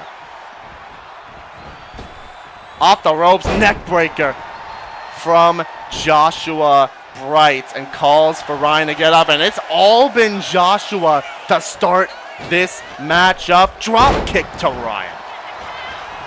And he goes quickly into the cover. Kick out of one, and there it is. Here come the shenanigans. Kokichi removing that turnbuckle pad. Here come the shenanigans. Drop down to Joshua at the hands of Ryan. And a double axe handle right to the back. Calls for him to get up, but Joshua instead rolls to the outside. Forces Ryan to step back in. Steps back out. Steps back in. And now Bobby fixing the turnbuckle as Joshua with a jawjacker to Ryan. You gotta think, no, oh, I already said that. Joshua trying to get the offense in. Swipe. Oh, come on. Come on, Kokichi. Come on, and Ryan with a cheap shot right to the back of Joshua. Kokichi grabbed the foot of Joshua Bright. And then Kokichi, oh my gosh, he threw a sledgehammer into the ring as Ryan dropped his face onto the knee. It dropped his face under the sledgehammer. Bobby discarding the sledgehammer, but Ryan with a back elbow to Joshua Bright. Rolls to the outside. Reminds me of my past. David, really? I mean, fair, but also like, dang. A drop kick from the Ghost. And waits for Joshua. And he climbs up top now. Big splash takes the Bright Dynasty member down. As the member of Dice now steps back into the ring and waits for Joshua again. Ryan having a lot to prove. Has had to face off against the likes of the Rumble winner, Jacob. Has had to face off against Elias. Has had to face off against many competitors in the Elimination Chamber, including, of course, the Intercontinental Champion now in opening. Ryan, he's a threat. He is a threat. I gotta say that. Kick out, though, at one off that Northern Lights suplex from Joshua. Now sets up for that Black Fang combination. Sits down with it after that Meteora. Into the cover on Ryan. Kick out at 2. Did not burn resiliency either. As Joshua turns Ryan over. Locking in the bracers hold. Kokichi trying to mess with the turnbuckle pad as well. Bracers hold is locked in on Ryan and does not burn resiliency. Ryan out of it without burning, and now Bobby there fixing the turnbuckle pad. As Ryan picks him up, grabs him, waiting for that small package driver, that Dream Street. Joshua turned it into a roll-up, but Ryan turns it back into a roll-up of his own. Joshua, though, flips it back, and Ryan kicks out. And now Joshua, a little rake to the eyes. That man saying 2 can play at that game, but gets caught with soundproof. Cover on Joshua, who kicks out at 2. Did not have resiliency. Didn't need it. Ryan calls for Joshua to get up, flies in, missile drop kick, and quickly right back into the cover again, saying, come on, stay down for me this time. Kick out at 2 again, though, by Joshua. Yeah, not often you see Ryan get pushed like this. And now trying to go for Dream Street again. At this time, hooks it up and tucks it good. Cover. And still no resiliency. Still no resiliency from Joshua. Now trying to fly in, crossbody, and Ryan got out of the way of it. Turns him around. And a reverse DDT. Tried to turn him over. Joshua with that counter. And quickly into a roll-up. Quickly into a roll-up here by Joshua. Trying to sneak this one. But Ryan kicks out at 2. Kick out at 2 by Ryan. Neither one of them have burned resiliency just yet. Stomping a mud hole into Ryan's chest. Does Joshua Bright, and another one. Right to the chest, and he's built up a finisher from it. But, oh my gosh. And of course, the shenanigans. The shenanigans ensue. Kokichi distracting Joshua. And Joshua, you do not want to be losing focus against Ryan because he could come at you with some big move at any time. But Joshua, not losing focus, hits that Hurricane Rana. And tries to drag Ryan away from the ropes. Turns him over. Looking, tried to go for the bracers hold. Ryan not going to let that happen. Hits that neck breaker. Picks him up. Oh no, he popped up into soundproof, and Joshua's got no resiliency this time around. And Ryan picks up the win. Joshua popped up into that soundproof chop. And give all of the assists to Kokichi, because Joshua was dominating Ryan at the start. And it took Kokichi sweeping the leg at Joshua for Ryan to turn this all right back around. It's scary to think about with his win. Ryan's still a dangerous competitor. And might have just made an impact for Darts. Which, I'll be honest, kind of scares me. Ryan gets the job done with a little bit of help from Kokichi. Hit that dream street right here. And now the music's cut out. The kick out there. Joshua tried to play at Ryan's own game as well. Poke to the eyes, did a couple roll-ups.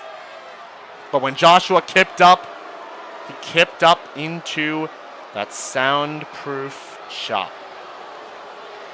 It took someone distracting me. Gotta say, you clearly don't need the help. That's all I'm saying, says Joshua. Ryan picks up the win. 57% on Ryan, 43% on Joshua. Keep eyes on this next match. Yeah, Chaos is going to have to keep an eye on the next match because it's going to be some very interesting stuff. No other allies, 2K. No other allies. I'm getting out of here before that music changes. I'm getting out of here quickly before that has any effect. I'm getting out of here quickly before that has any effect, man. Coming up next, though, it is... besides, after the poor showing from the other members of DICE, that goes to the only competent member, says Joshua. Coming up next,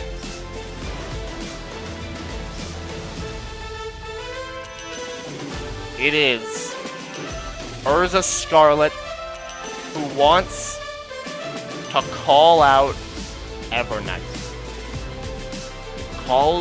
Is calling out Evernight for a match tonight. Can Erza do what some other people have done and beat Evernight? That's going to be a tough tale. That's going to be a tall order, though. Evernight's still a tough competitor, regardless of what we've seen from Evernight. But we see that. What the frick is this? What the frick is this?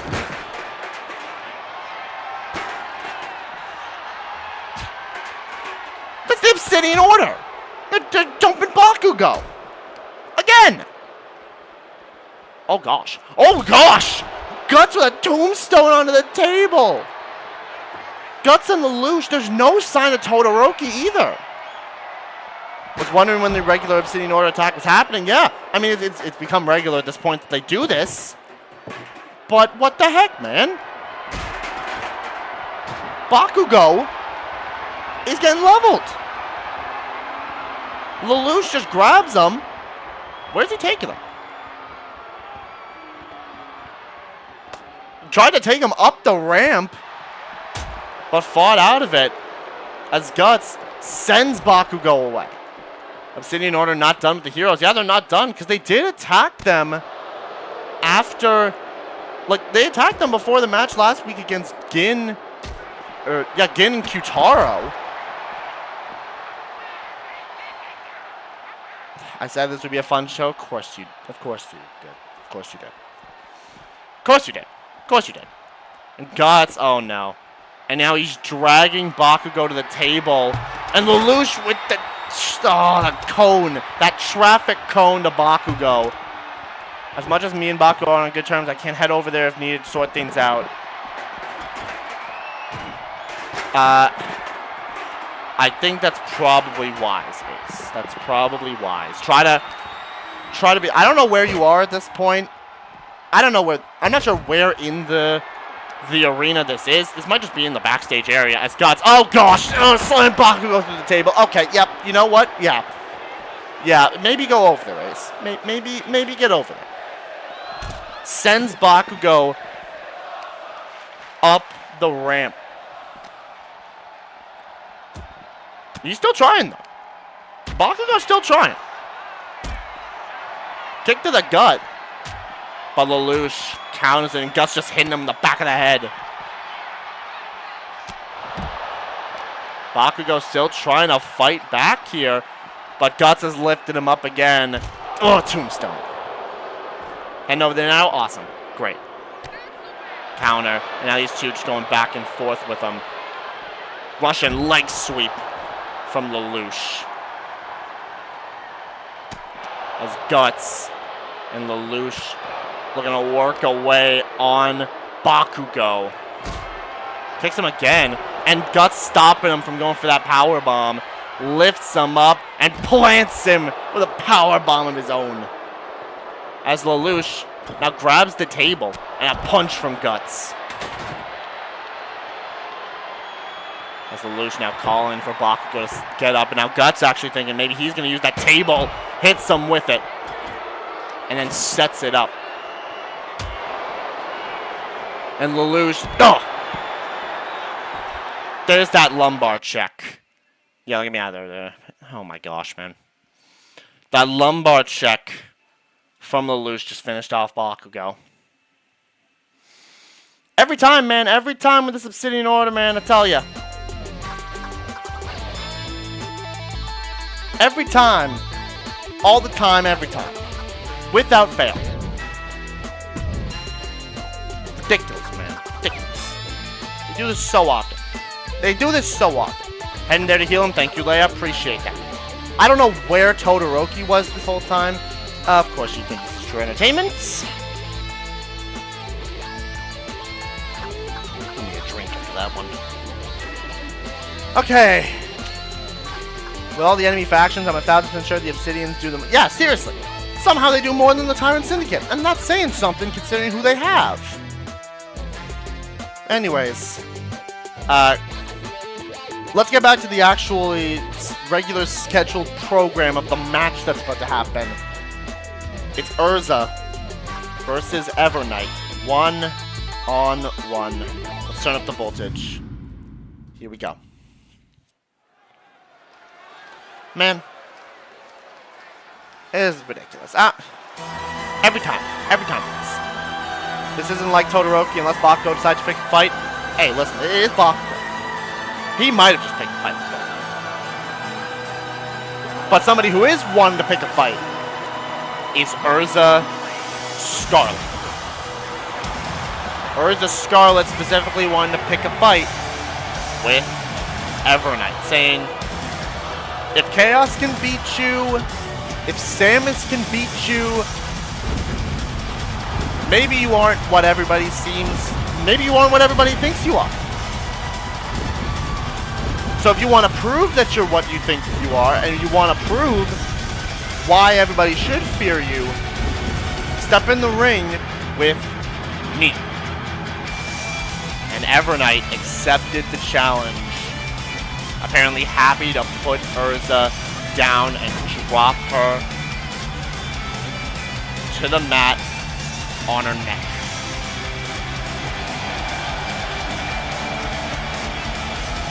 But Erza Scarlet, she's one of the most tenured competitors here in the GWE. Again, just like Monika, somebody who fought an open challenge. Erza knows these ropes. She knows this ring. Can she use that experience to topple what Evernight has? Because here she comes. Is it actually Evernight or is it March? Okay, it's Evernight. It is Evernight. It is in fact Evernight. Thought maybe it was gonna just be March. We've seen her just randomly pull out March 7th in a fatal forward. But no, this is in fact Evernight.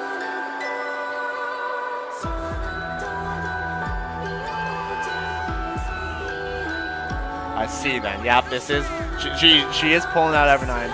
This girl confuses me. Is it a split personality? Maybe?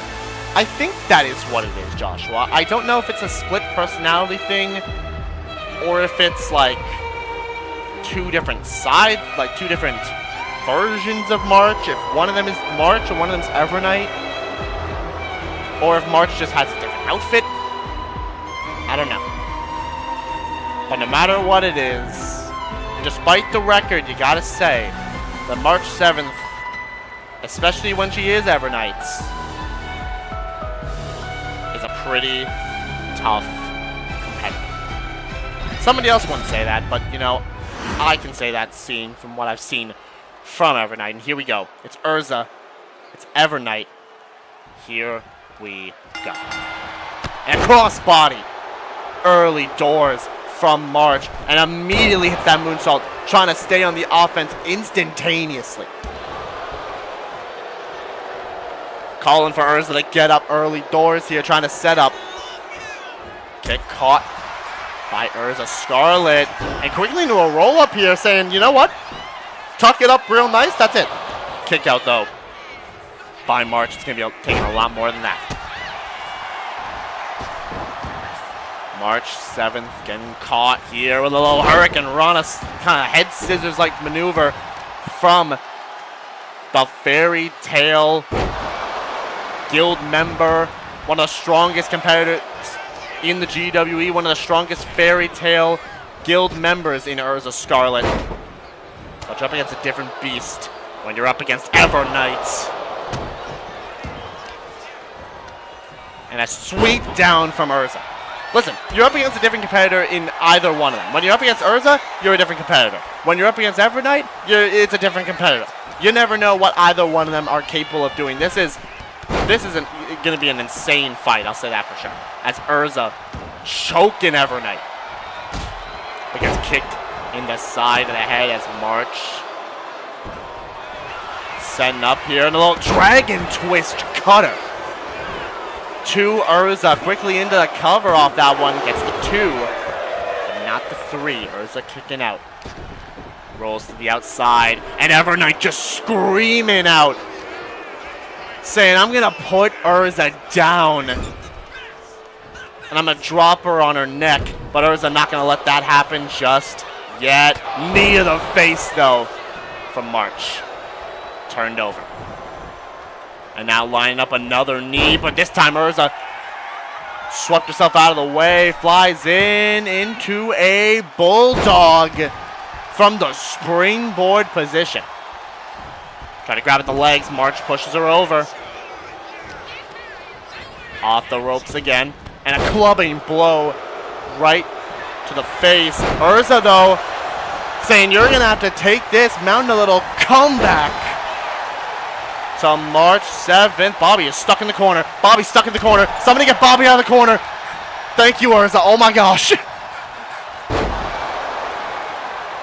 Calls for March to get up. Could be signaling for that Fairy's Judgment and gets all of it. Lands that cannonball, that Fairy's Judgment to Evernight. But that's not resiliency. March kicks out at 2. No resiliency burned. As Erza now. Calling for her to get up. Might have been looking for that Nightfall. But it's countered by March. But the signature is also countered. Off the ropes.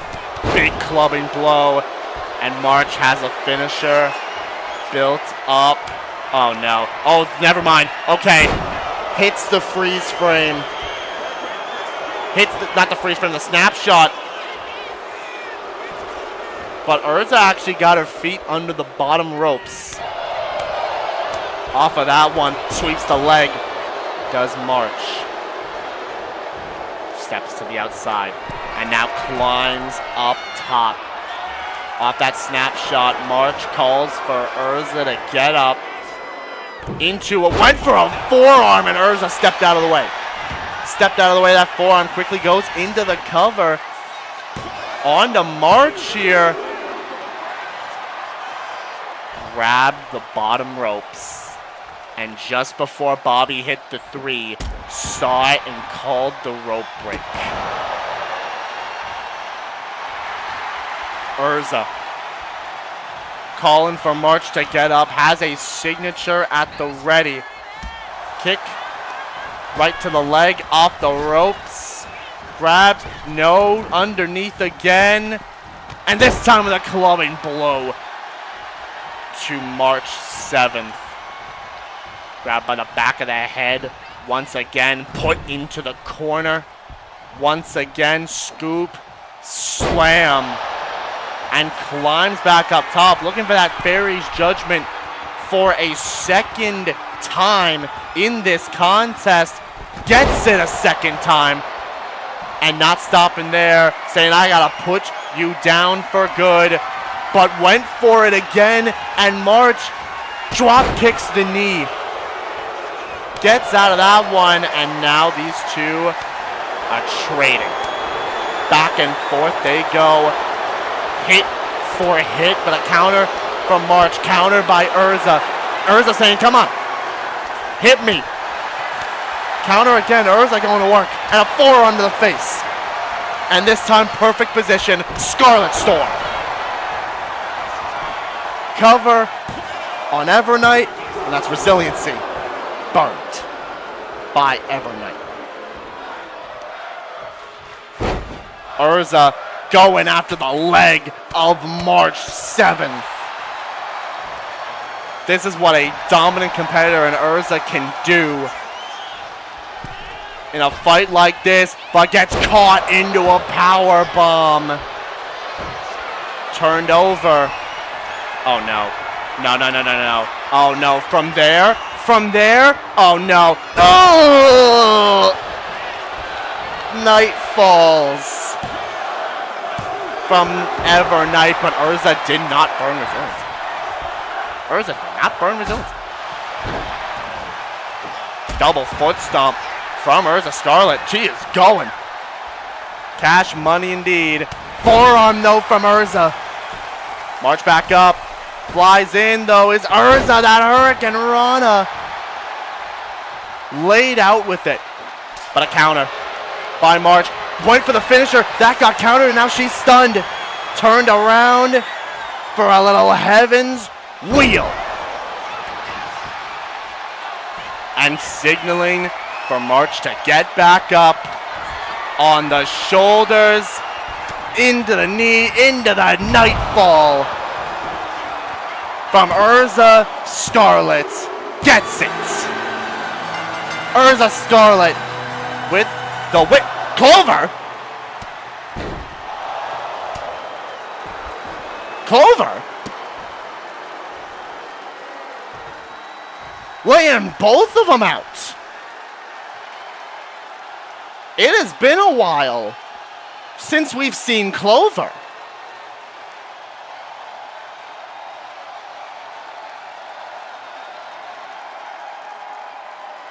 making her statement. Miss Fields is back. 50-50 split on the pole. Erza got the win. But I think the bigger story here is Clover is back.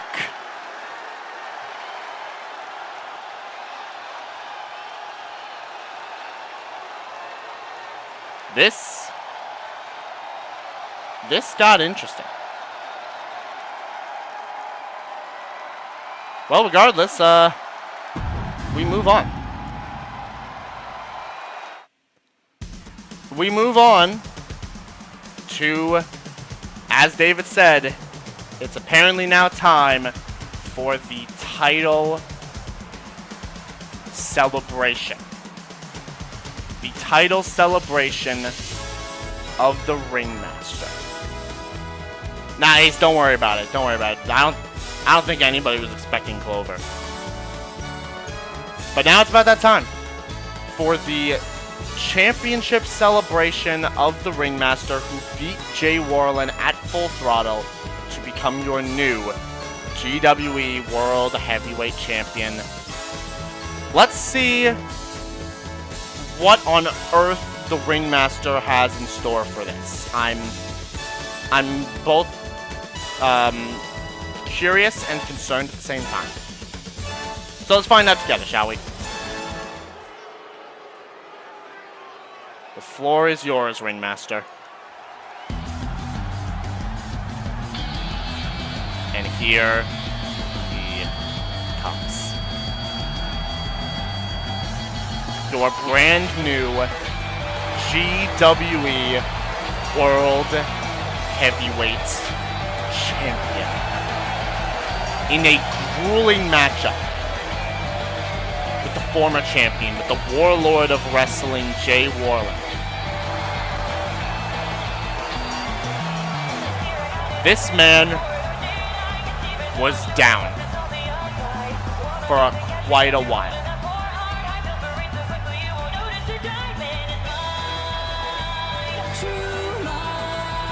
Was down in the matchup and mounted a comeback.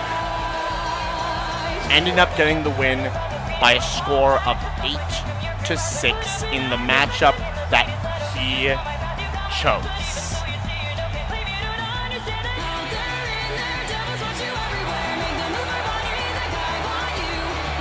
Chose the Circus Carnage match. And that's exactly what he was able to do, bring carnage to the matchup. It was a win for the Ringmaster, and now he's got his sights set on the future. Most likely, at this point, in the form of Jacob, the Rumble winner. The Ringmaster is going to have to contend with him eventually. But I think there's something he's probably fine with doing.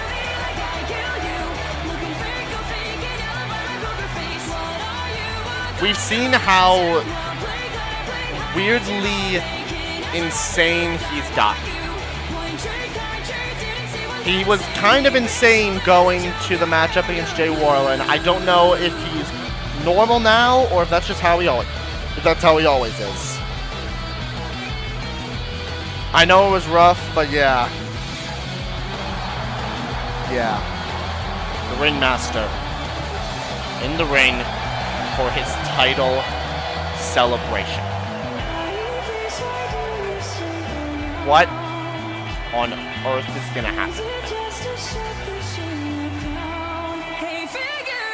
Honestly, I can't exactly picture it. I can't exactly picture what this championship celebration is, because I can't picture what goes on in this man's head. Well, let's find out. Let's find out. Ready to kick off the celeb.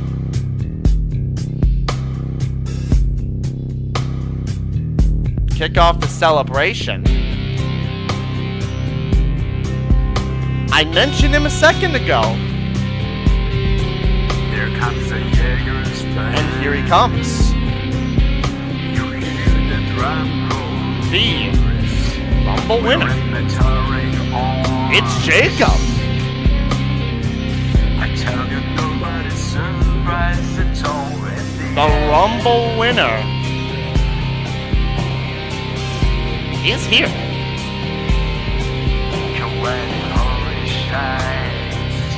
Jacob not letting the Ringmaster get a word out.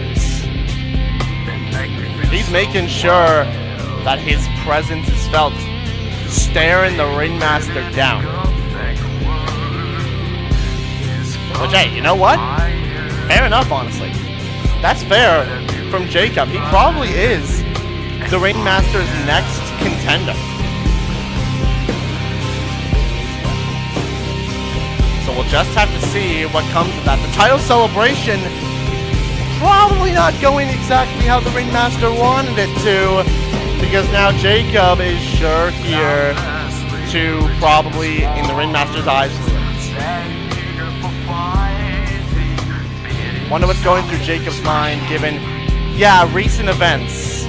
Apparently the GM had a conversation with Jacob's mother in Erza, so she at least knows about it. I would hope that Jacob probably knows about it at this point.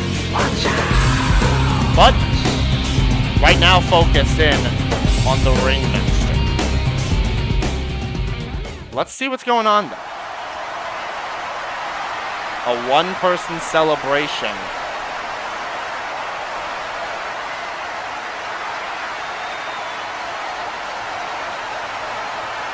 Yeah, he just wants him gone, which is, I mean, fair.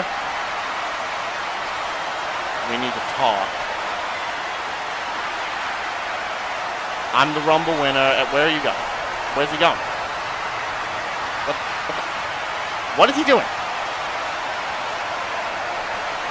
What is he doing? Why did he get on the table?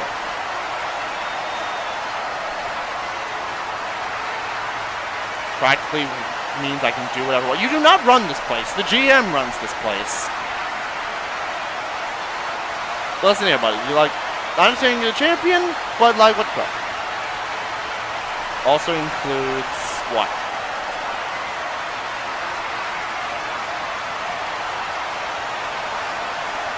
Hey, what? Okay, what is he doing? Why? He tossed the chair. What is he doing? What? The card's mouth is different. Yeah, the card's mouth is different. I don't even have any mics out here. It shows you how unwelcome you are. What the heck is he? Why you got water? What is he? What is happening?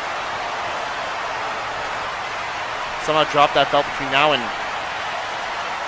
Okay. Me and you for the belt. I don't know why that was sensible.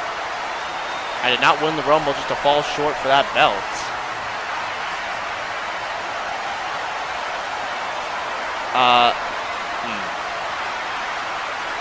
He does have people to fight for, but, oh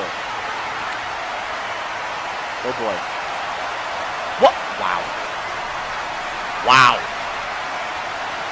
Wow, man. Wow. I defend my title against you, but what? What in the, like, I know he's gonna have to defend it against Jacob eventually, as he said. But what in the what on earth? Too soon. Too soon. Too soon, Ringmaster. Too soon. I'm not going easy on you. I mean, I wouldn't expect anything else. He is the champion. I wouldn't expect anything more than that. What the? Who the heck is that? Who's that? What on earth? Who is that? He dropped him. What? What? Elbow combo drop from the Ringmaster. Who is that? Kyrixa Illusionist? What the crud? Who is that? What the heck is that?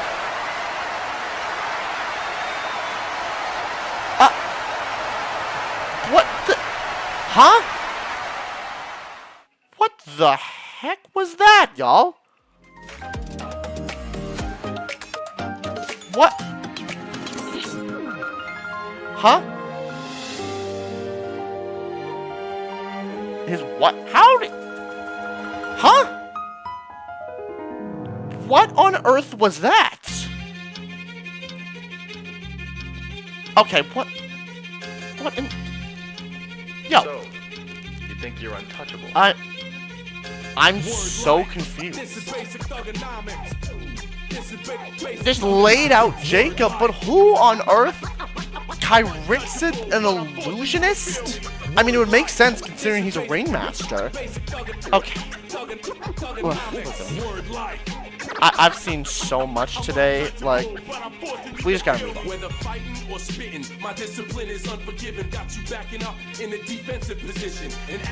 But now, we move on. It is Monika from DDLC going one-on-one with Crowe. Somebody we have not seen in a while in Crowe, and somebody we haven't seen at all in Monika. I gotta Ringmaster did a low blow. Yeah, that was uncalled for though. The dust comment after all that just happened, that's uncalled for.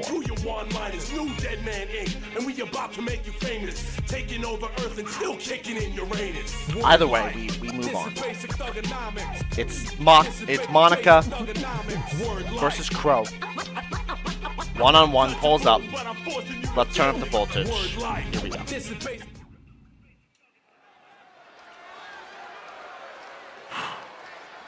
Okay.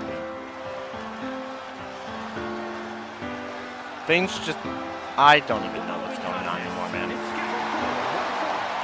But here comes Monika. Very tempted to interview. I don't know. Maybe it's a good idea, maybe not. I don't know. But here comes the club presidents of the Literature Club, Monika. Apparently who, as much as I know, is reformed from something. I don't exactly know from what, but she's apparently said that she is reformed from her mistakes. Don't know what mistakes, because she has not been here before, but I digress. Monika, we're going to show up and show out for her Literature Club friends. And let's see if she can do that. Because now, she's going to have to take on another spooky individual. Another one of them spookies. It is Crowe.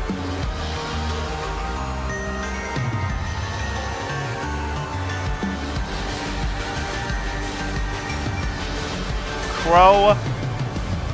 The last time I think we saw... the last time we saw Crowe was in the Chain Reaction Rumble.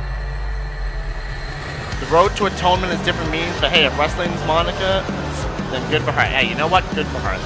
If that is her way of whatever atonement it might be, good on her. But there's Crowe, who I don't know if she gonna be going through any form of atonement. She just creeped. Crowe, somebody who has apparently a nasty moveset as we've seen before, but hasn't exactly had the chance to show it off. Showed up in the Chain Reaction Rumble, put up a decent performance, but obviously unable to walk away with the victory. Now gets a chance to show what she's capable of one-on-one. Went in a match that wasn't the Rumble beforehand, in a triple threat with Panette and with Dusk. which Dusk did pick up the win, and I'm gonna leave it at that. Crowe looking to now prove themselves in a one-on-one contest. This time up against Monika. Can she do that? Well, we are about to find out. It's Monika. It's Crowe. One-on-one. Bobby in this thing. Here we go. And a knee right to the schnoz of Monika from Crowe early doors.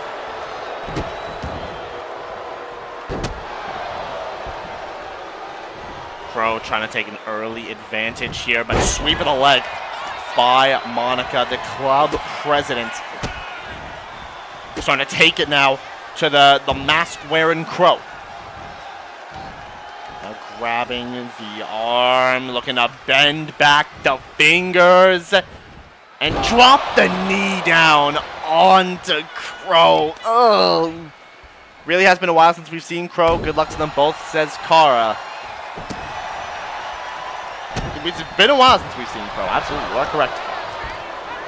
Maybe, are they going to have a little bit of ring rust? Are they going to have some issues trying to get themselves going? Will that be able to benefit Monika? Or is the little bit of experience that Crowe has going to give them the edge? We have to find out. Slap to the face of Monika by Crowe, and now they're locking up. A little chain wrestling as Crowe pushes Monika away.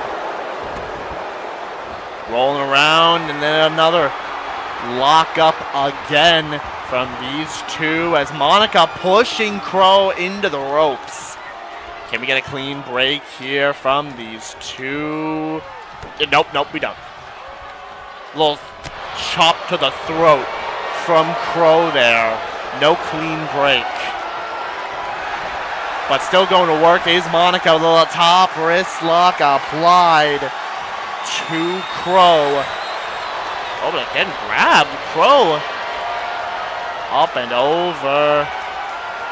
Grabbing the arm and sweeps the leg of Monika, and a couple stomps right to her. Crowe sends Monika off the ropes, underneath, over top.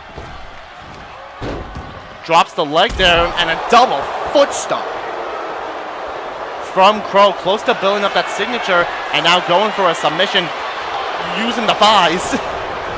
But Monika quickly out of that one. Said, ain't no thighs gonna work on me. Knee to the gut from Crowe, and an axe kick right afterwards. And now goes to the corner. Crowe setting up here, little front flip into the black wing. That front flip into the clothesline, black wing to Monika, and has a finisher built up from it. Putting Monika in the corner, Buster open. Scoop slam, no turn around. Not the thighs, no, not the thighs. Yeah, no thighs. As Monika taking her down. And dropping the knee down onto Crowe. Quickly into the cover. Is Monika here? Kick out of 2 by Crowe. Now she's looking to get some more offense in. Monika trying to set up here as Crowe's gone onto the apron, and shoulder tackle right onto the apron. And to the floor below as Monika now trying to fly, hits a crossbody. She goes flying and takes Crowe down. Stomping away once again, kick to the face from Monika. She went a little airborne a second ago, and now trying to play the technical game once again, wrenching the fingers of Crowe and drops the knees down onto the back. Monika has a signature built up, but sending Crowe away towards the barricade. Gets back up, goes to fly. Crowe turning her back to Monika, and then got caught with the double axe handle. Kick to the gut though, and Monika, that DDT. that she calls poetic justice. That DDT snapped with it. Back suplex delivered. Crowe close to getting stunned. And gets back in the ring before Monika can stun her. Sent off the ropes. Oh, there's that running knee from Crowe. The bad omen delivered to Monika. But she kicks out at 2. No resiliency. Did not have it. Did not burn it. That's Crowe. Now starting to mount a little bit of some offense into this matchup. Calls for Monika to get up. And into the corner goes Monika with a counter.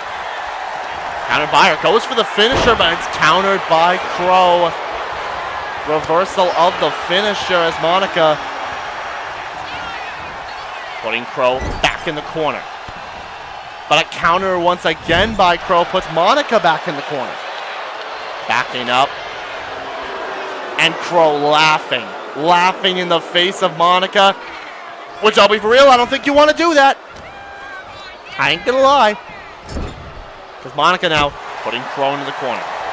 Setting up here, and Monika, ooh, flips over.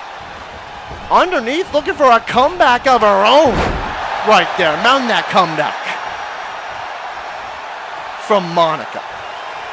Goes up top here. Could be looking to fly. Big splash. Into the cover on Crowe. Monika's built up a signature and a finisher. Same as Crowe, but Crowe kicking out at 2. Kick out at 2. Kick to the gut, and there's that poetic justice again. The blood pouring down Monika's face. Calls for Crowe to stand up. In the corner. Turned over. And sent into the turnbuckle. Followed up with a German suplex. Crowe is not stunned, actually. Burning iron jaw.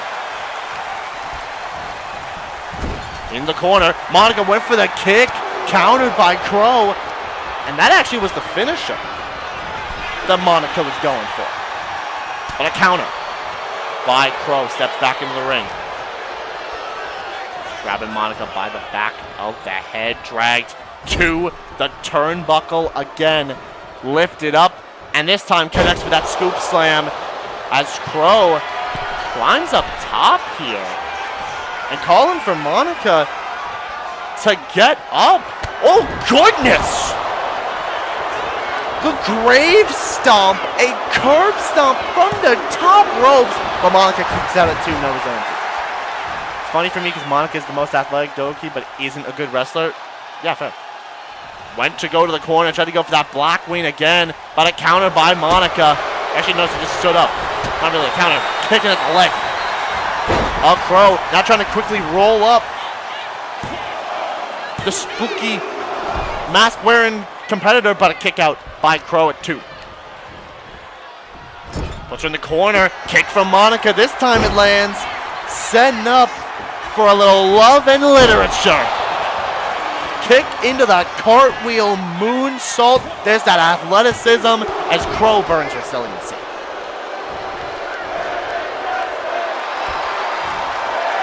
Calls for Crowe to get back up.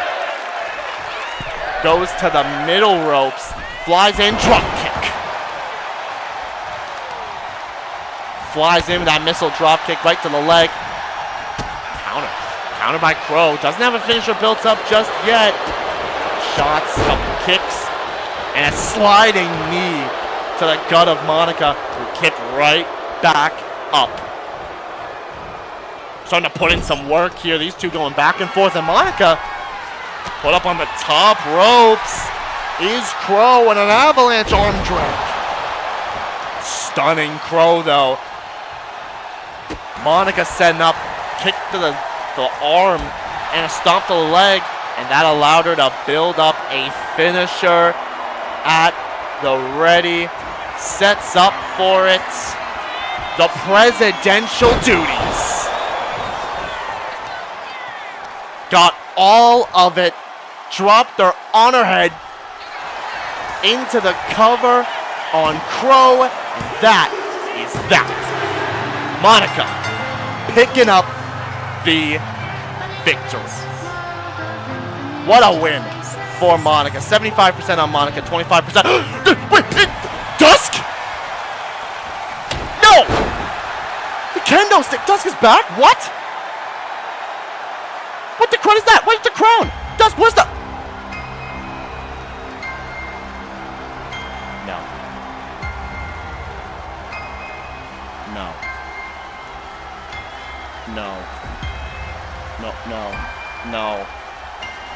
No. Dusk attacked Monika after the match by using a kendo stick. No. No, you can't be... No. Also, hey, Erza, welcome in. Oh, no. No. No, y'all are worst fears. Oh, no. Oh, no. Look at the eye. What is all that? There's chains around Dusk. There's a little thing, whatever that is, around the body. The eye is white.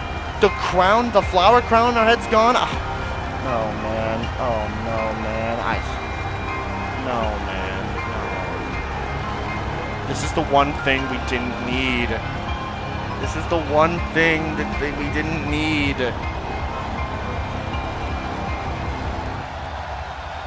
Gosh damn it. We gotta move on. We gotta move on, man.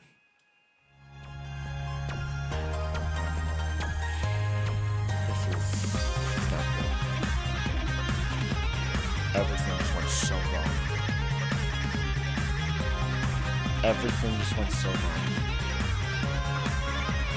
Oh no. Things just got more interesting. He was telling Jacob, I don't like that idea. I mean, he has to know. This just got so bad.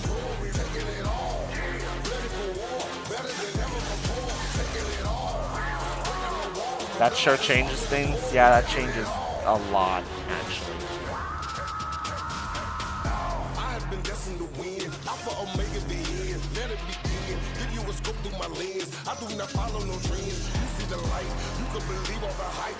We gotta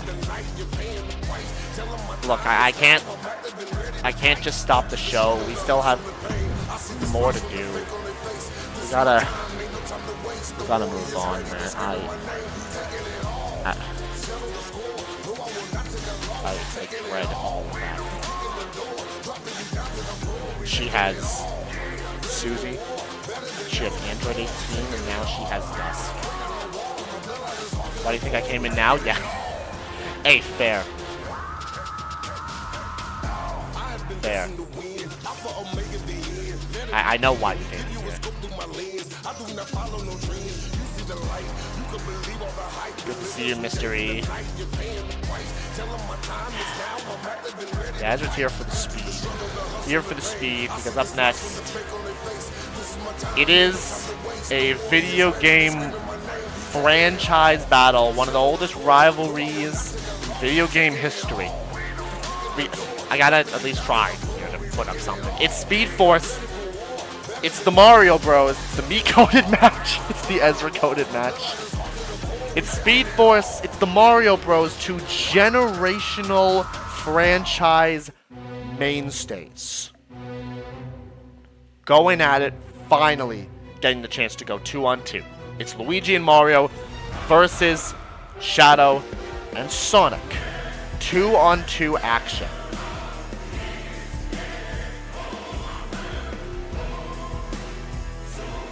So, who picks up the win between the two big franchises of the video game world? Let's find out as we turn up the voltage for it.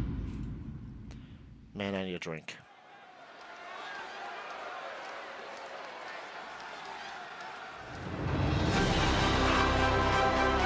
Mario vs. Sonic, Nintendo vs. Sega. The rivalry that has encompassed the 90s era of gaming. Here come the Mario Bros. It's Mario and it's Luigi. The Mario Bros. Are here.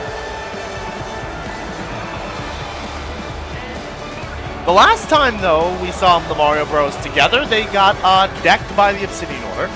And the last time we saw one of them, it was Mario coming to the aid of Kaz after Shao Kahn beat Kaz last week and tried to send a further message for Mario coming out to make the save. Which I love to see. I can't even play right now. That just happened. Title's gone. Things of definition got. Oh, goodness. Dang. Yeah, that just happened. That's a lot of crazy things. Well, it's about time, though, for some crazy matches, because here comes a crazy team. It's Sonic. It's Shadow. It's Speed Force. Sorry to hear about the title. Yeah, that sucks. Losing the title is never easy. But the reign you had with it. And Speed Force, they're the hair away from becoming the tag team champions themselves.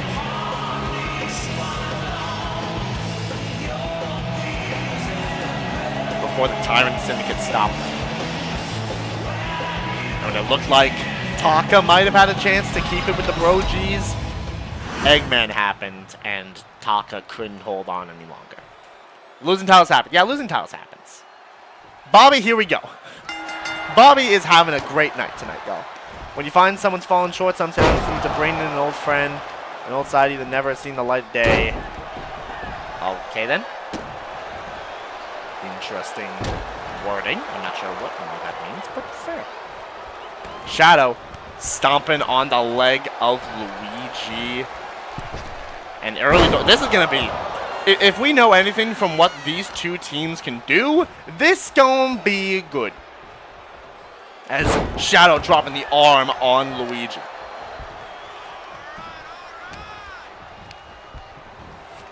Sending Luigi into the corner, makes the tag. In comes Sonic. And drop down there. Luigi, though, pushing away. And now up on the shoulder. Grab and slam with a body slam. Quickly into the cover on Sonic. Look at it, too. Early doors to count on the blue hedgehog, the fastest creature alive. And a little cartwheel into a drop kick. But now, Mario makes the tag, and here we go. It's Mario and Sonic going at it. Mario from close distance with a curb stomp. Oh, Sonic. Yo, Mario is the legal competitor. Not Luigi. Punch is countered by Mario. Clothesline, down goes Sonic. This age-old rivalry.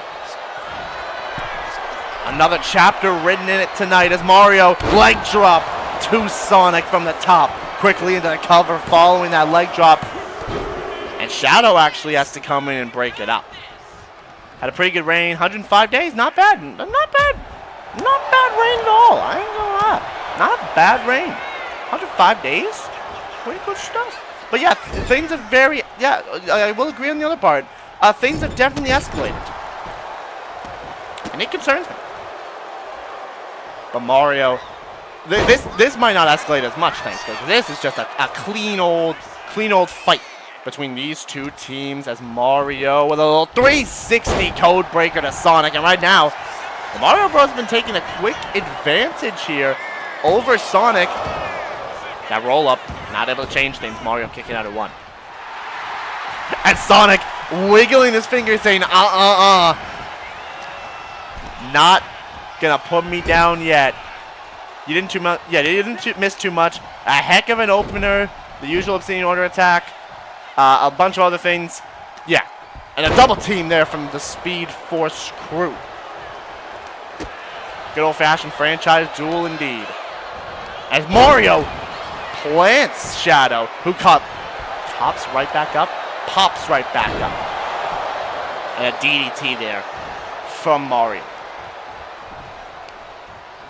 Counter there by Shadow. Shadow. Getting caught here by Mario. Put in the corner. Tag made to Luigi. Luigi now. Looking to fly in, hits those knees to the back of Shadow. And a little overhead back suplex from Luigi. But a counter off that elbow drop from Shadow. Clubbing blow takes Luigi down and goes to make the tag into Sonic. The fastest creature alive. Oh, goodness gracious! Luigi! Mamma Luigi! Mamma mia! Oh my goodness, he pounced that man so hard he flew into the turnbuckle. Mario raging up as well when he got brought back in. Sonic missed that drop kick. Punch from Sonic off the ropes. And oh! Beautiful cutter. Beautiful cutter from Sonic. Putting Mario back into the corner. Rages up and makes the tag to Shadow. Perfect timing as well to rage up because they're looking for that twin turbo spin. Cover on Mario off that tag team finisher. It brings Luigi in, but Mario still kicks out anyways. Genius play from Sonic. And now Shadow can go for another double team move. Makes the tag to Sonic. Roll through, neck snap. And a kick to the back from Shadow as Sonic not wasting any time. Oh my gosh. Nearly hit that Phoenix splash, but Mario just barely getting out of the way. And now makes the tag to Luigi. And they're setting up for their tag team finisher. Double super kick. And going up to the top rope on both sides. Looking for that double one up. Right to Sonic. Quickly into the cover, and Shadow, I thought he was going to go after Mario, but instead saw that Sonic might not have been able to kick out because he didn't have resiliency there, and broke it up. Roll up by Sonic on Luigi, kick out immediately though, and a standing shooting star.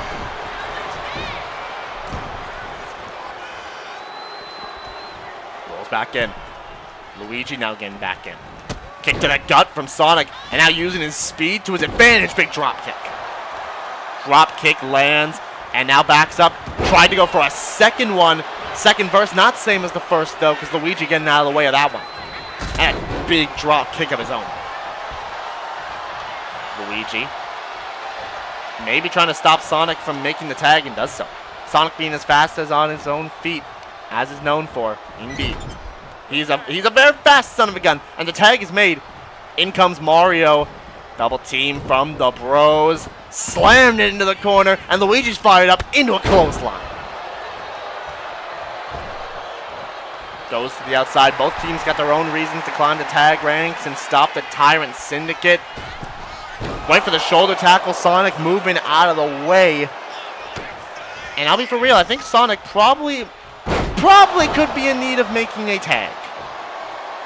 And I think he heard me because he's going to the corner and he makes the tag to Shadow. Has that signature built up, roll through, neck breaker from Shadow. And now celebrating with the audience, but the tag's been made to Luigi. He's raged up, and the mushroom stomp off rip. Off rip with that mushroom stomp. Sonic has to come in and break that one up. Turned over by Luigi. Stomped onto the head of Shadow. And that turns him over again. Luigi starting to put in some offense here. Big boot avoided though as Shadow tried to grab him. Luigi just a step quicker and a wasteland. This match has been pretty close indeed.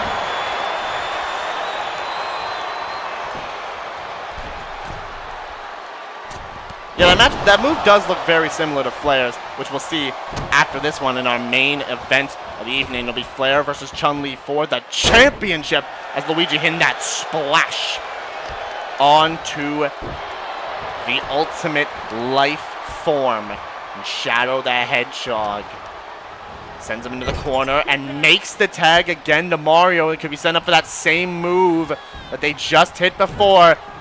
Avalanche into the corner. Luigi with that clothesline. And Shadow takes the chance, rolls out of the ring. But pops right back up and just clocks Mario on his way around. Getting those elbows in. Is Mario. Shadow rolls out of the way and sends him into the steps, actually. Count of 5. Shadow. Count of 6 now. Count of 7 as Shadow just waiting. Okay, hold up a minute. Hold up. Wait a minute. Shadow.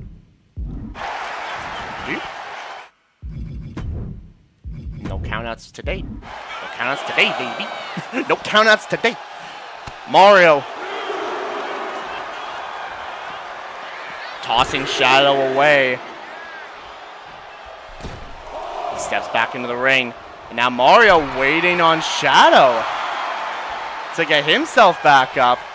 And he gets back from the ring. Has a finisher as well, Shadow.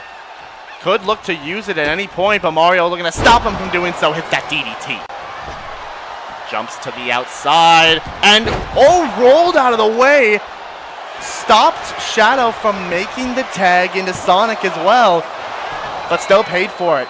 Kick out of 1, though, by Mario. Roll through. Shadow with that neck breaker again. Roll through into the neck breaker from Shadow the Hedgehog, and he has that finisher, and he couldn't hit it. Tag finisher has been reversed, but he kicked him in the side of the head anyways. Kicked Mario on the side of the head, stopped the tag finisher, but didn't stop that. Ain't that a kick in the head? And the tag's made to Sonic.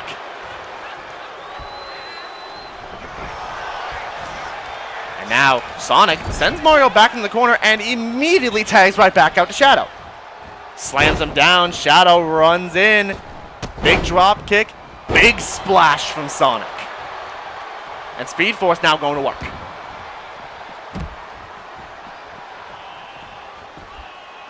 Shadow running around. Now having to contend with Luigi with that clothesline on him. Mario, what are you doing? Oh, that's what he's doing. Punch to Sonic. Knocks him off the apron. And now the Mario Bros looking to do some damage to Shadow here. Throws him away. But Luigi pounces him again. Luigi. Oh my gosh. This man's crazy. Count of 5. Mario Bulldog to Shadow. Count of 6. Mario sent back into the ring by Shadow and gets back in the ring himself at the count of 8. A sucker punch indeed from Mario to Sonic, and a Northern Light suplex from Shadow, who makes the tag back in to Sonic. Runs in sliding clothesline from Sonic, rolling through for a little quick step. That rolling thunder, and Luigi has to come in to break it up. And this could be trouble now for the Mario Bros. Counted out. Oh my gosh. Shadow little kick there. And Sonic a couple kicks, and he's setting them up.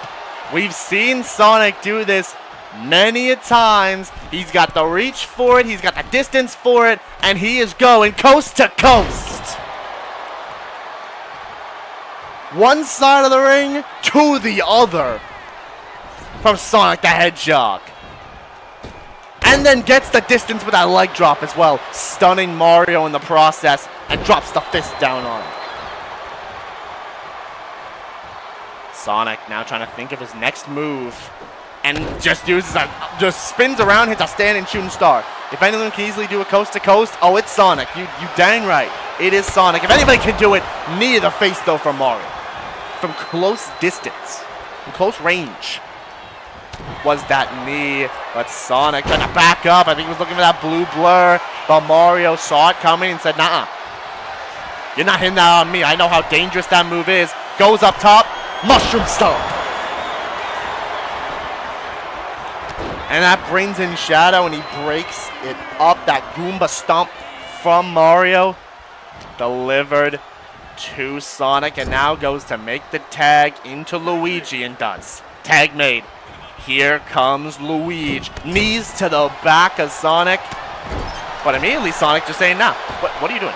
Oh my gosh, he actually took Mario down from there. And a drop kick, that ghost fighting kick from Luigi. Took his eye off of him for a quick second. But Sonic does not burn resiliency. This is a crazy son of a gun. That was a very unique amount of offense. Kicked on the side of the head from Luigi. And he's waiting.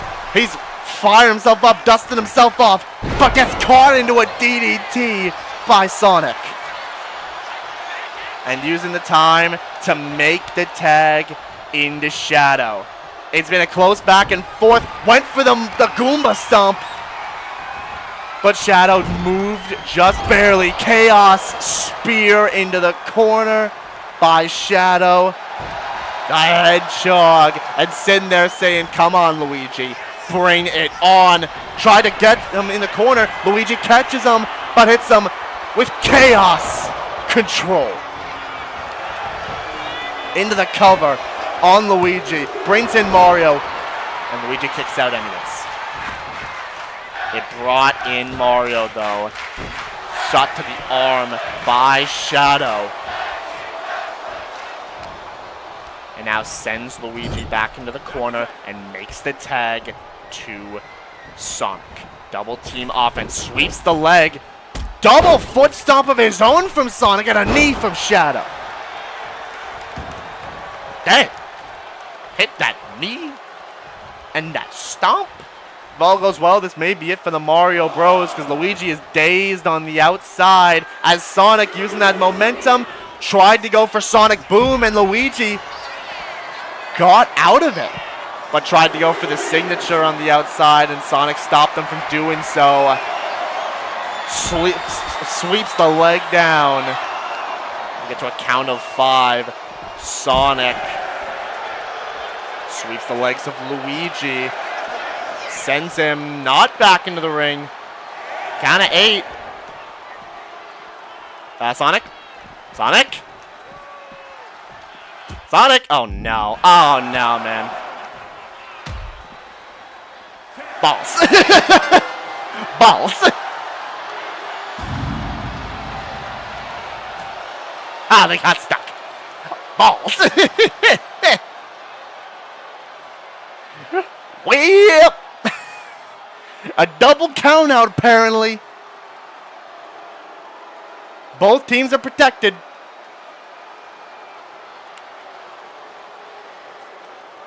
That's awkward. 75% of you on Speed Force, 25% of you on the Mario Bros. An anticlimactic fight. Hey, listen, they're probably going to have to go at it again after that. They're going to have to go at it again after that. Yikes. Little anticlimactic. Both of them protected. But they're definitely going to have to run that thing back. Rip. That's unfortunate. Gives an excuse to run it back, yeah. They both were in fact tired. The battle between Sega and Nintendo never ends. As we move on to the main event of the evening. It's time. GWE Women's World Championship is on the line. Chun-Li. This was a match for me, and it ended in a way that still leaves me satisfied.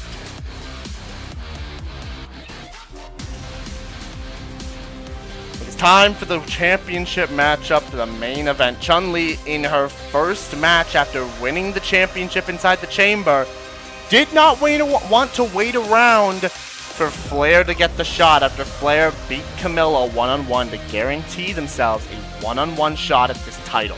She has been trying to get a one-on-one shot at this title, has not been successful in doing so for so long. Has been in triple threats, has been in last chance qualifiers, has not gotten the chance every single time, but this time finally gets that one-on-one match they've been looking for. Can this moment be seized for Flair? Could we see a seismic shift in the plans for the biggest show of the GWE? Because if Flair can win here, everything is thrown into disarray for the main event. And you gotta imagine that Hatsune Miku is gonna be watching this closely. Let's find out who walks away with the championship. It's Flair, it's Chun-Li. Let's turn up the voltage for the main event.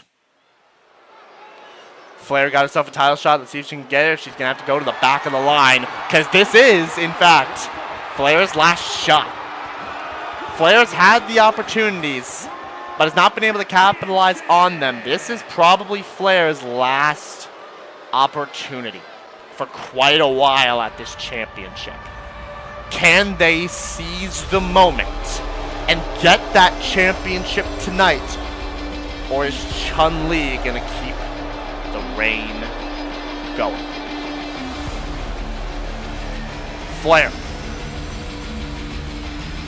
has gone to war with Arrow, has had some problems with some other competitors as well as Arrow, in the form of Maki, in the form of Dusk, and in the form of kind of everybody, because it's just Flair. Flair just does not like everybody. And that's not just me saying it, that's Flair saying it. But can she use that attitude of hers to walk away with the Women's World Championship? I'll tell you what. If Flair can do it, that is a big opportunity for her and a big win for her. But if she wants to do it, she is going to have to deal with this woman, Chun-Li. Chun-Li started the Elimination Chamber at full throttle in the main event then. Started it out, lasted all the way to the end, and thankfully put Makima down with a leg drop on the outside to capture the championship and to make sure that Makima could not hold it. The Street Fighter representative looks now to see if she can keep hold of it as we get ever so close to the biggest show. She can get through tonight. Chances are she might be locked in for that spot. But you can't underestimate Flair. That's the one thing that people seem to sometimes do. They seem to underestimate Flair. Might have been what Camilla did last week, and it cost her. Is Flair gonna be able to do that? Is Chun-Li gonna underestimate Flair? Or will Chun-Li take the victory and retain the championship? Flair, good luck to you, and good luck to the champion, Chun-Li. The championship is on the line. Looking at that title, could be looking at it for the last time. Hands the title to Lorenzo and holds it up high. The title is on the line. It is Flair. It is Chun-Li. The main event of Voltage is underway. Here we go. Chun-Li trying to lock up early, but Flair not having it at all. Couple combos and a drop kick. Flair said, I don't need no chain in here. And Chun-Li responding immediately with a knee to the face. Saying, all right, you don't want to do that? You don't want to show a little test of strength? I'm going to just knee you right in the face, and I'm going to take you down and stomp your head into the mat. Trying to set a little bit of an example to Flair. Looking at Miku saying, this is probably what you're gonna have to deal with if I can retain this championship. And now these two locking up. Pushing Flair into the corner. Will we get a clean break? Yeah, why would I think otherwise? Why would I think otherwise? Of course we weren't going to get a clean break. It's Flair. Counter there from that combo attempt. And that kick to the back from Flair. And Chun-Li. Rolling to the outside. Flair climbs up top. Clothesline takes out Chun-Li. German suplex and Chun-Li lands on her feet. Never expect a clean break. Yeah, fair. The orange juice thing, I'm not gonna go with that. But yeah, you don't normally expect a clean break from Flair. Sent back in the ring after slamming Chun-Li's head onto the announcer's table. Turned over, now going to work on those legs. And that's what Flair likes to do a lot. Goes to work on those legs to try and weaken the grounded base of her competitors. And for Chun-Li specifically, she's got that somersault leg drop and that boot as well. A lot of kicking moves from Chun-Li. Flair playing the smart, trying to weaken the leg-based offense, which is a lot of Chun-Li's offense.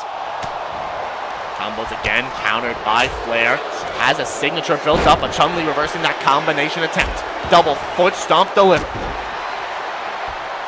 And now, going up top here. Was a bit of a far distance, but I think Chun-Li not actually able to hit. That was a double foot stomp attempt, and was not even close.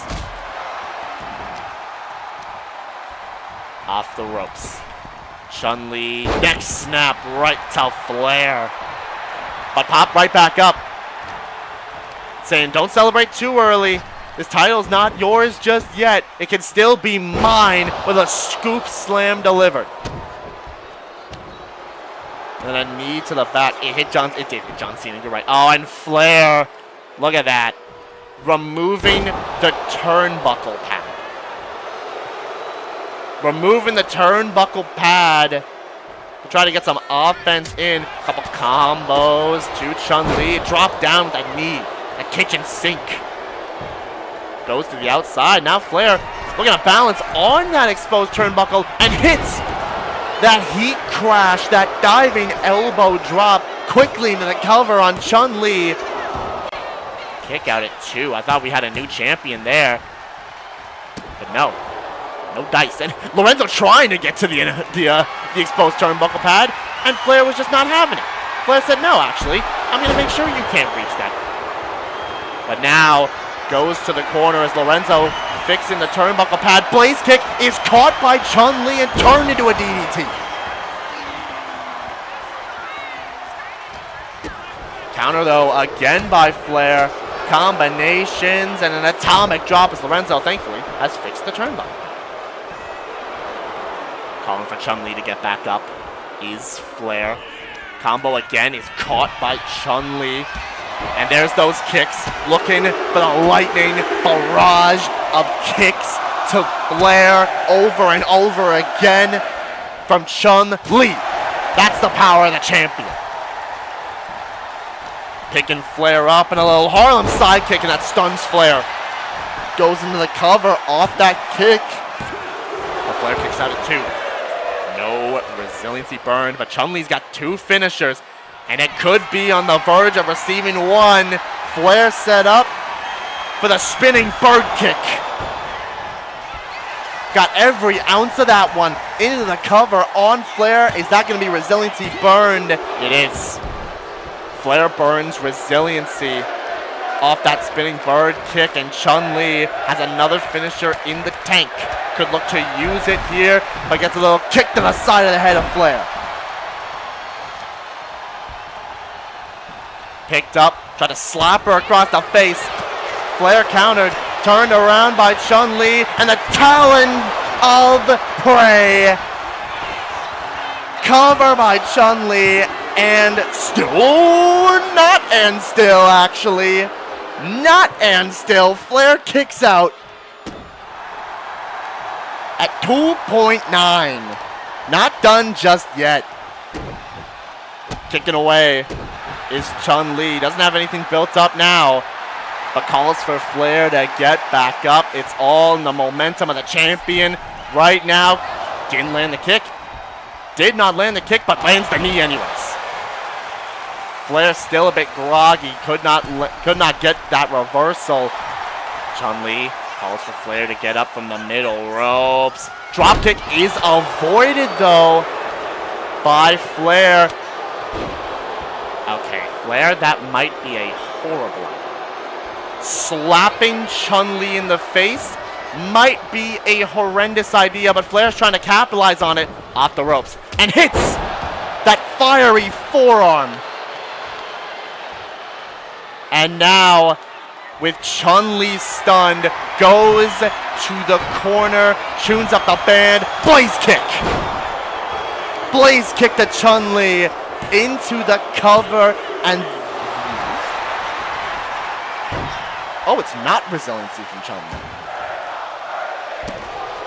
Oh, there's not resiliency from Chun-Li.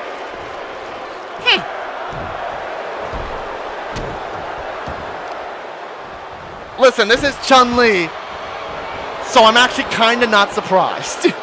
Chun-Li is a crazy fighter. But Flair is going to have to do a lot more to put Chun-Li away. Off the ropes and into the corner. Chun-Li, kick to the gut. Up from the corner, running in. Back elbow, and an enziguri to the side of the head. And as that signature ready and willing to go again. And, can we get a better camera angle? Thank you. And a hand, into the enziguri again. Second verse, same as the first with that. Sends Flair into the corner again, running in, backing up, running in, backing up. Chun-Li, what are you doing? I don't know what she's going for, y'all. But Flair using that to get out of the corner, but gets caught. Maybe trying to psych Flair out to go into the lightning barrage of kicks to Flair. Bang! Picked up. Flair could be in trouble now. Is stunned. Combinations from Chun-Li. Kick again. Another kick. And a spinning kick to the gut. And now Flair could be on the taste of the end here. That spinning bird kick is hit with precision. Cover and still. Chun-Li retains the championship. Miku, this is what you're gonna have to deal with.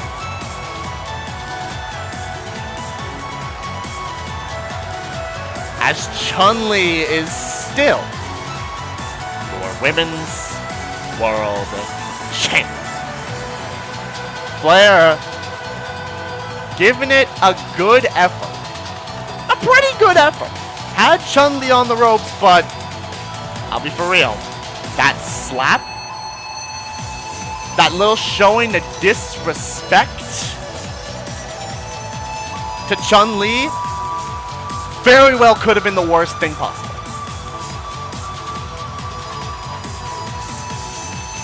Because then Chun-Li fired up and was not having it. Kicked out of the blaze kick without using any resiliency. And after a couple spinning bird kicks, a talon of prey, Flair would have to stay down.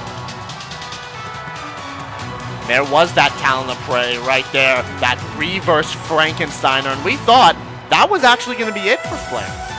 Thought that was going to be enough, but Flair kicking out at the last possible second would keep it going with that fiery forearm, would hit a blaze kick, but it was not enough to keep Chun-Li down.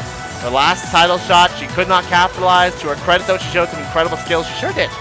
Showed great skill. Chaos. Keeping her eye out.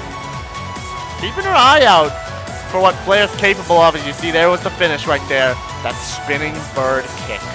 But Chun-Li put Flair down.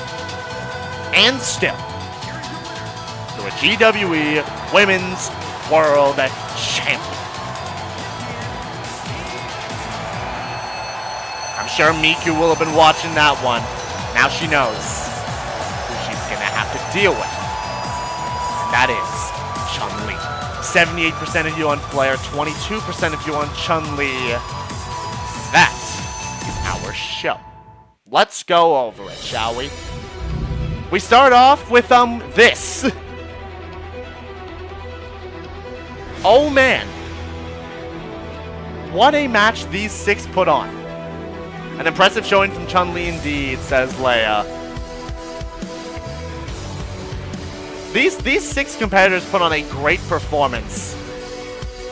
The Open Challenge, of course, answered by AJ Styles, by Finn Balor, and by Kenny Omega, the Bullet Club leaders, taking it to Septiplier and MatPat. And while it was a clean sweep for the Bullet Club, it did not feel like it because of how much everyone was going at it, especially Jack. Jack is on a whole other level. By the way, got the chat with AJ, so if I stay with the Lightning, love to see that. Love to see that. Congratulations, though, to AJ, to Finn, and to Kenny Omega on the win. We were supposed to have a match between Laxus and Gildarts. We didn't get that. Gildarts blindsided Laxus before the match could even start, and then there was no match. They just brawled. And it was crazy. Gildarts not giving any answers, so he will be giving answers next week. No matter what. Modest came out to talk and had a challenge to Akihiko. Challenged Akihiko to a match, and Akihiko said, alright, go through what I like to call the 4 labors of Akihiko Sanada, and you'll get your match with me. First up was you, Narukami, and Modest, and you went at it one-on-one in an absolutely insane matchup. That's how Modest got a come from behind win to beat you, Narukami. 1 down, 3 to go for Modest. This match was mental. It looked like Miyu had this match in the bag about 3 different times. And Stephanie Vaquer kicked out of 4 finishers. A butterfly bomb. A stolen SVB. A second butterfly bomb. And then the gorgeous girl genius. Stephanie kicked out of all of that throughout the match. Hit the SVB for the win on Miyu Iruma. And then after the match, Stephanie got out of there quickly, and Miyu was not happy about it and punched Bobby directly in the face. Not happy about that. That's gonna have to be a fine. Next up, it was Ryan versus Joshua. Of course, he had Kokichi at ringside with him, and Kokichi played some dividends into that matchup as he grabbed Joshua's leg, allowing Ryan to take control of the matchup and pick up the win over Joshua. One-on-one action. Then, well, before this match, the Obsidian Order beat down Bakugo backstage. No Todoroki in sight at all, but they attacked Bakugo. But then after that match, it was Erza versus Evernight. 1-on-1. Erza picked up the win over Evernight. And then somehow the talk of the town there really was the sudden arrival of Clover, who attacked both of them.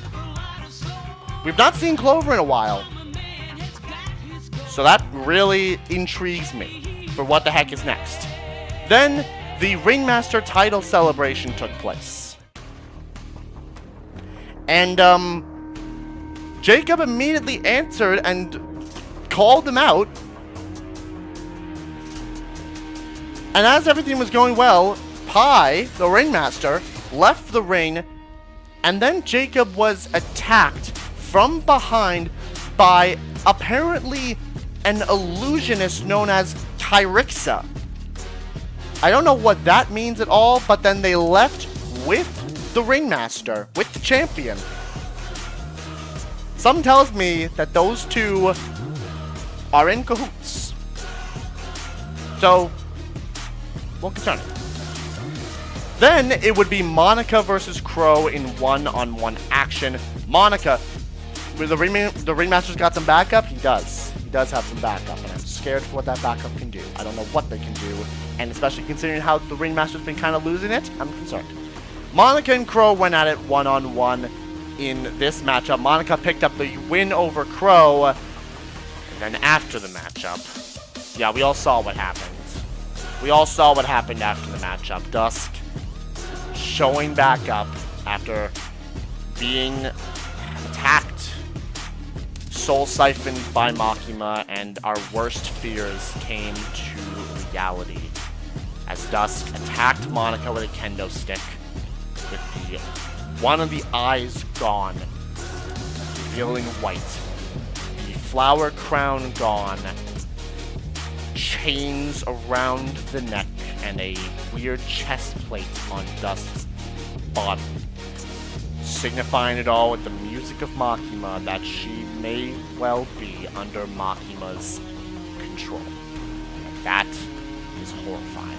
I don't want to remind you, Leia, I don't really want to remind you, but it's not the greatest thing. Moving on from that, though, it was a Speed Force, all this because Makima was a sore loser at the Chamber. Yeah, seriously. Then, tag team action. The franchises went at it. It was Speed Force versus Mario Bros. 2-on-2. Leaving a little bit of an unsatisfactory ending for most people as it was a double countout, and I'm sure that those two will have to run it back in the future. And then the main event of the evening, Chun-Li and Flair for the championship. Flair, for their last chance at the title, unable to get it done. Apparently saying, I see what I'm doing wrong, I see what they all have. Flair was not able to get it done tonight. Chun-Li retained the Women's World Championship. And it could be locked in stone. Hatsune Miku versus Chun-Li. Let's take a look at the news real quick. Which that didn't happen. Clover rampaging through the ring and taking out both Erza and March after their matchup. Yeah, that happened. Kokichi grabbing Joshua's foot and allowed Ryan to take advantage. Vaquer got an upset win over Miyu. Really was. Got out of the ring, and then Miyu snapped. Yeah, took her anger out on the referee. Yeah, that happened. Laxus then getting blindsided by Gildarts. MatPat injured. Julia's cleared. Liliana's also cleared. Erza's cleared. And Ryan's cleared. Dang. Let's take a look and see what the next show would have brought. Let me do this just in case there's no spoilers. I don't think there are any, but let me change it anyways.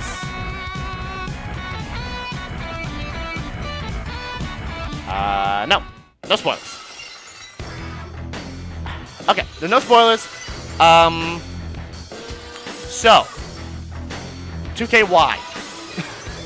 2KY. No. Don't put him through this again. We said this last week. Don't put him through this again. Kaz versus Shao Kahn. No, stop this. It would be the champion versus Nathan. Hi, the Ringmaster versus Nathan one-on-one. Ooh. Ooh. Modest versus Ryan versus Akihiko. I mean, it's part of what Modest wants. He's going to have to earn the shot against Akihiko. That's a fun triple threat. It would be the Battle of the Redheads. Panette versus Becky Lynch. Sure. Honestly, yeah, fair. Miyu versus Stephanie Vaquer again. Oh. I'm grabbing this. You can have fun with them. Oh, no. Weasel against Weasel? Kokichi against Splendid? Okay.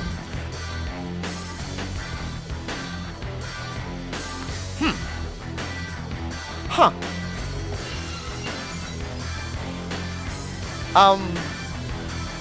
DJ. Don't get your lungs crushed. My boy. DJ dies. Yeah, don't get your lungs crushed, my boy. Please. I mean, it's TJ. You never know. Again, fair. We need to hear answers from Gildarts. We'll get them next week, hopefully. Please. And what on earth is that main event? DJ would probably win. That's the worst part. Yeah. It would be March 7th versus Sayaka. Why? I don't know. Power rankings after this week. Chun-Li at number 1. Vaquer at 2. Ryan at 3. Modest at 4. Ezdeath at 5. Then we got Eggman, Todoroki, AJ Styles, Finn Balor, Yor, Kokichi, Shao Kahn, the Ringmaster, Bowser, Jacksepticeye, Hatsune Miku, Elias Lelouch, Yuffie. Top 20. Oh yeah, Rainy Phoenix.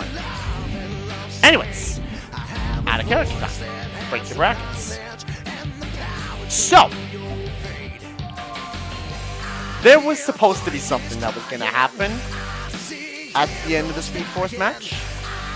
I won't say what, but there was something that was supposed to happen at the end of the Speed Force and Mario Bros. Match. Hence why I was trying to make sure there would be no countouts. Stop at 2K indeed.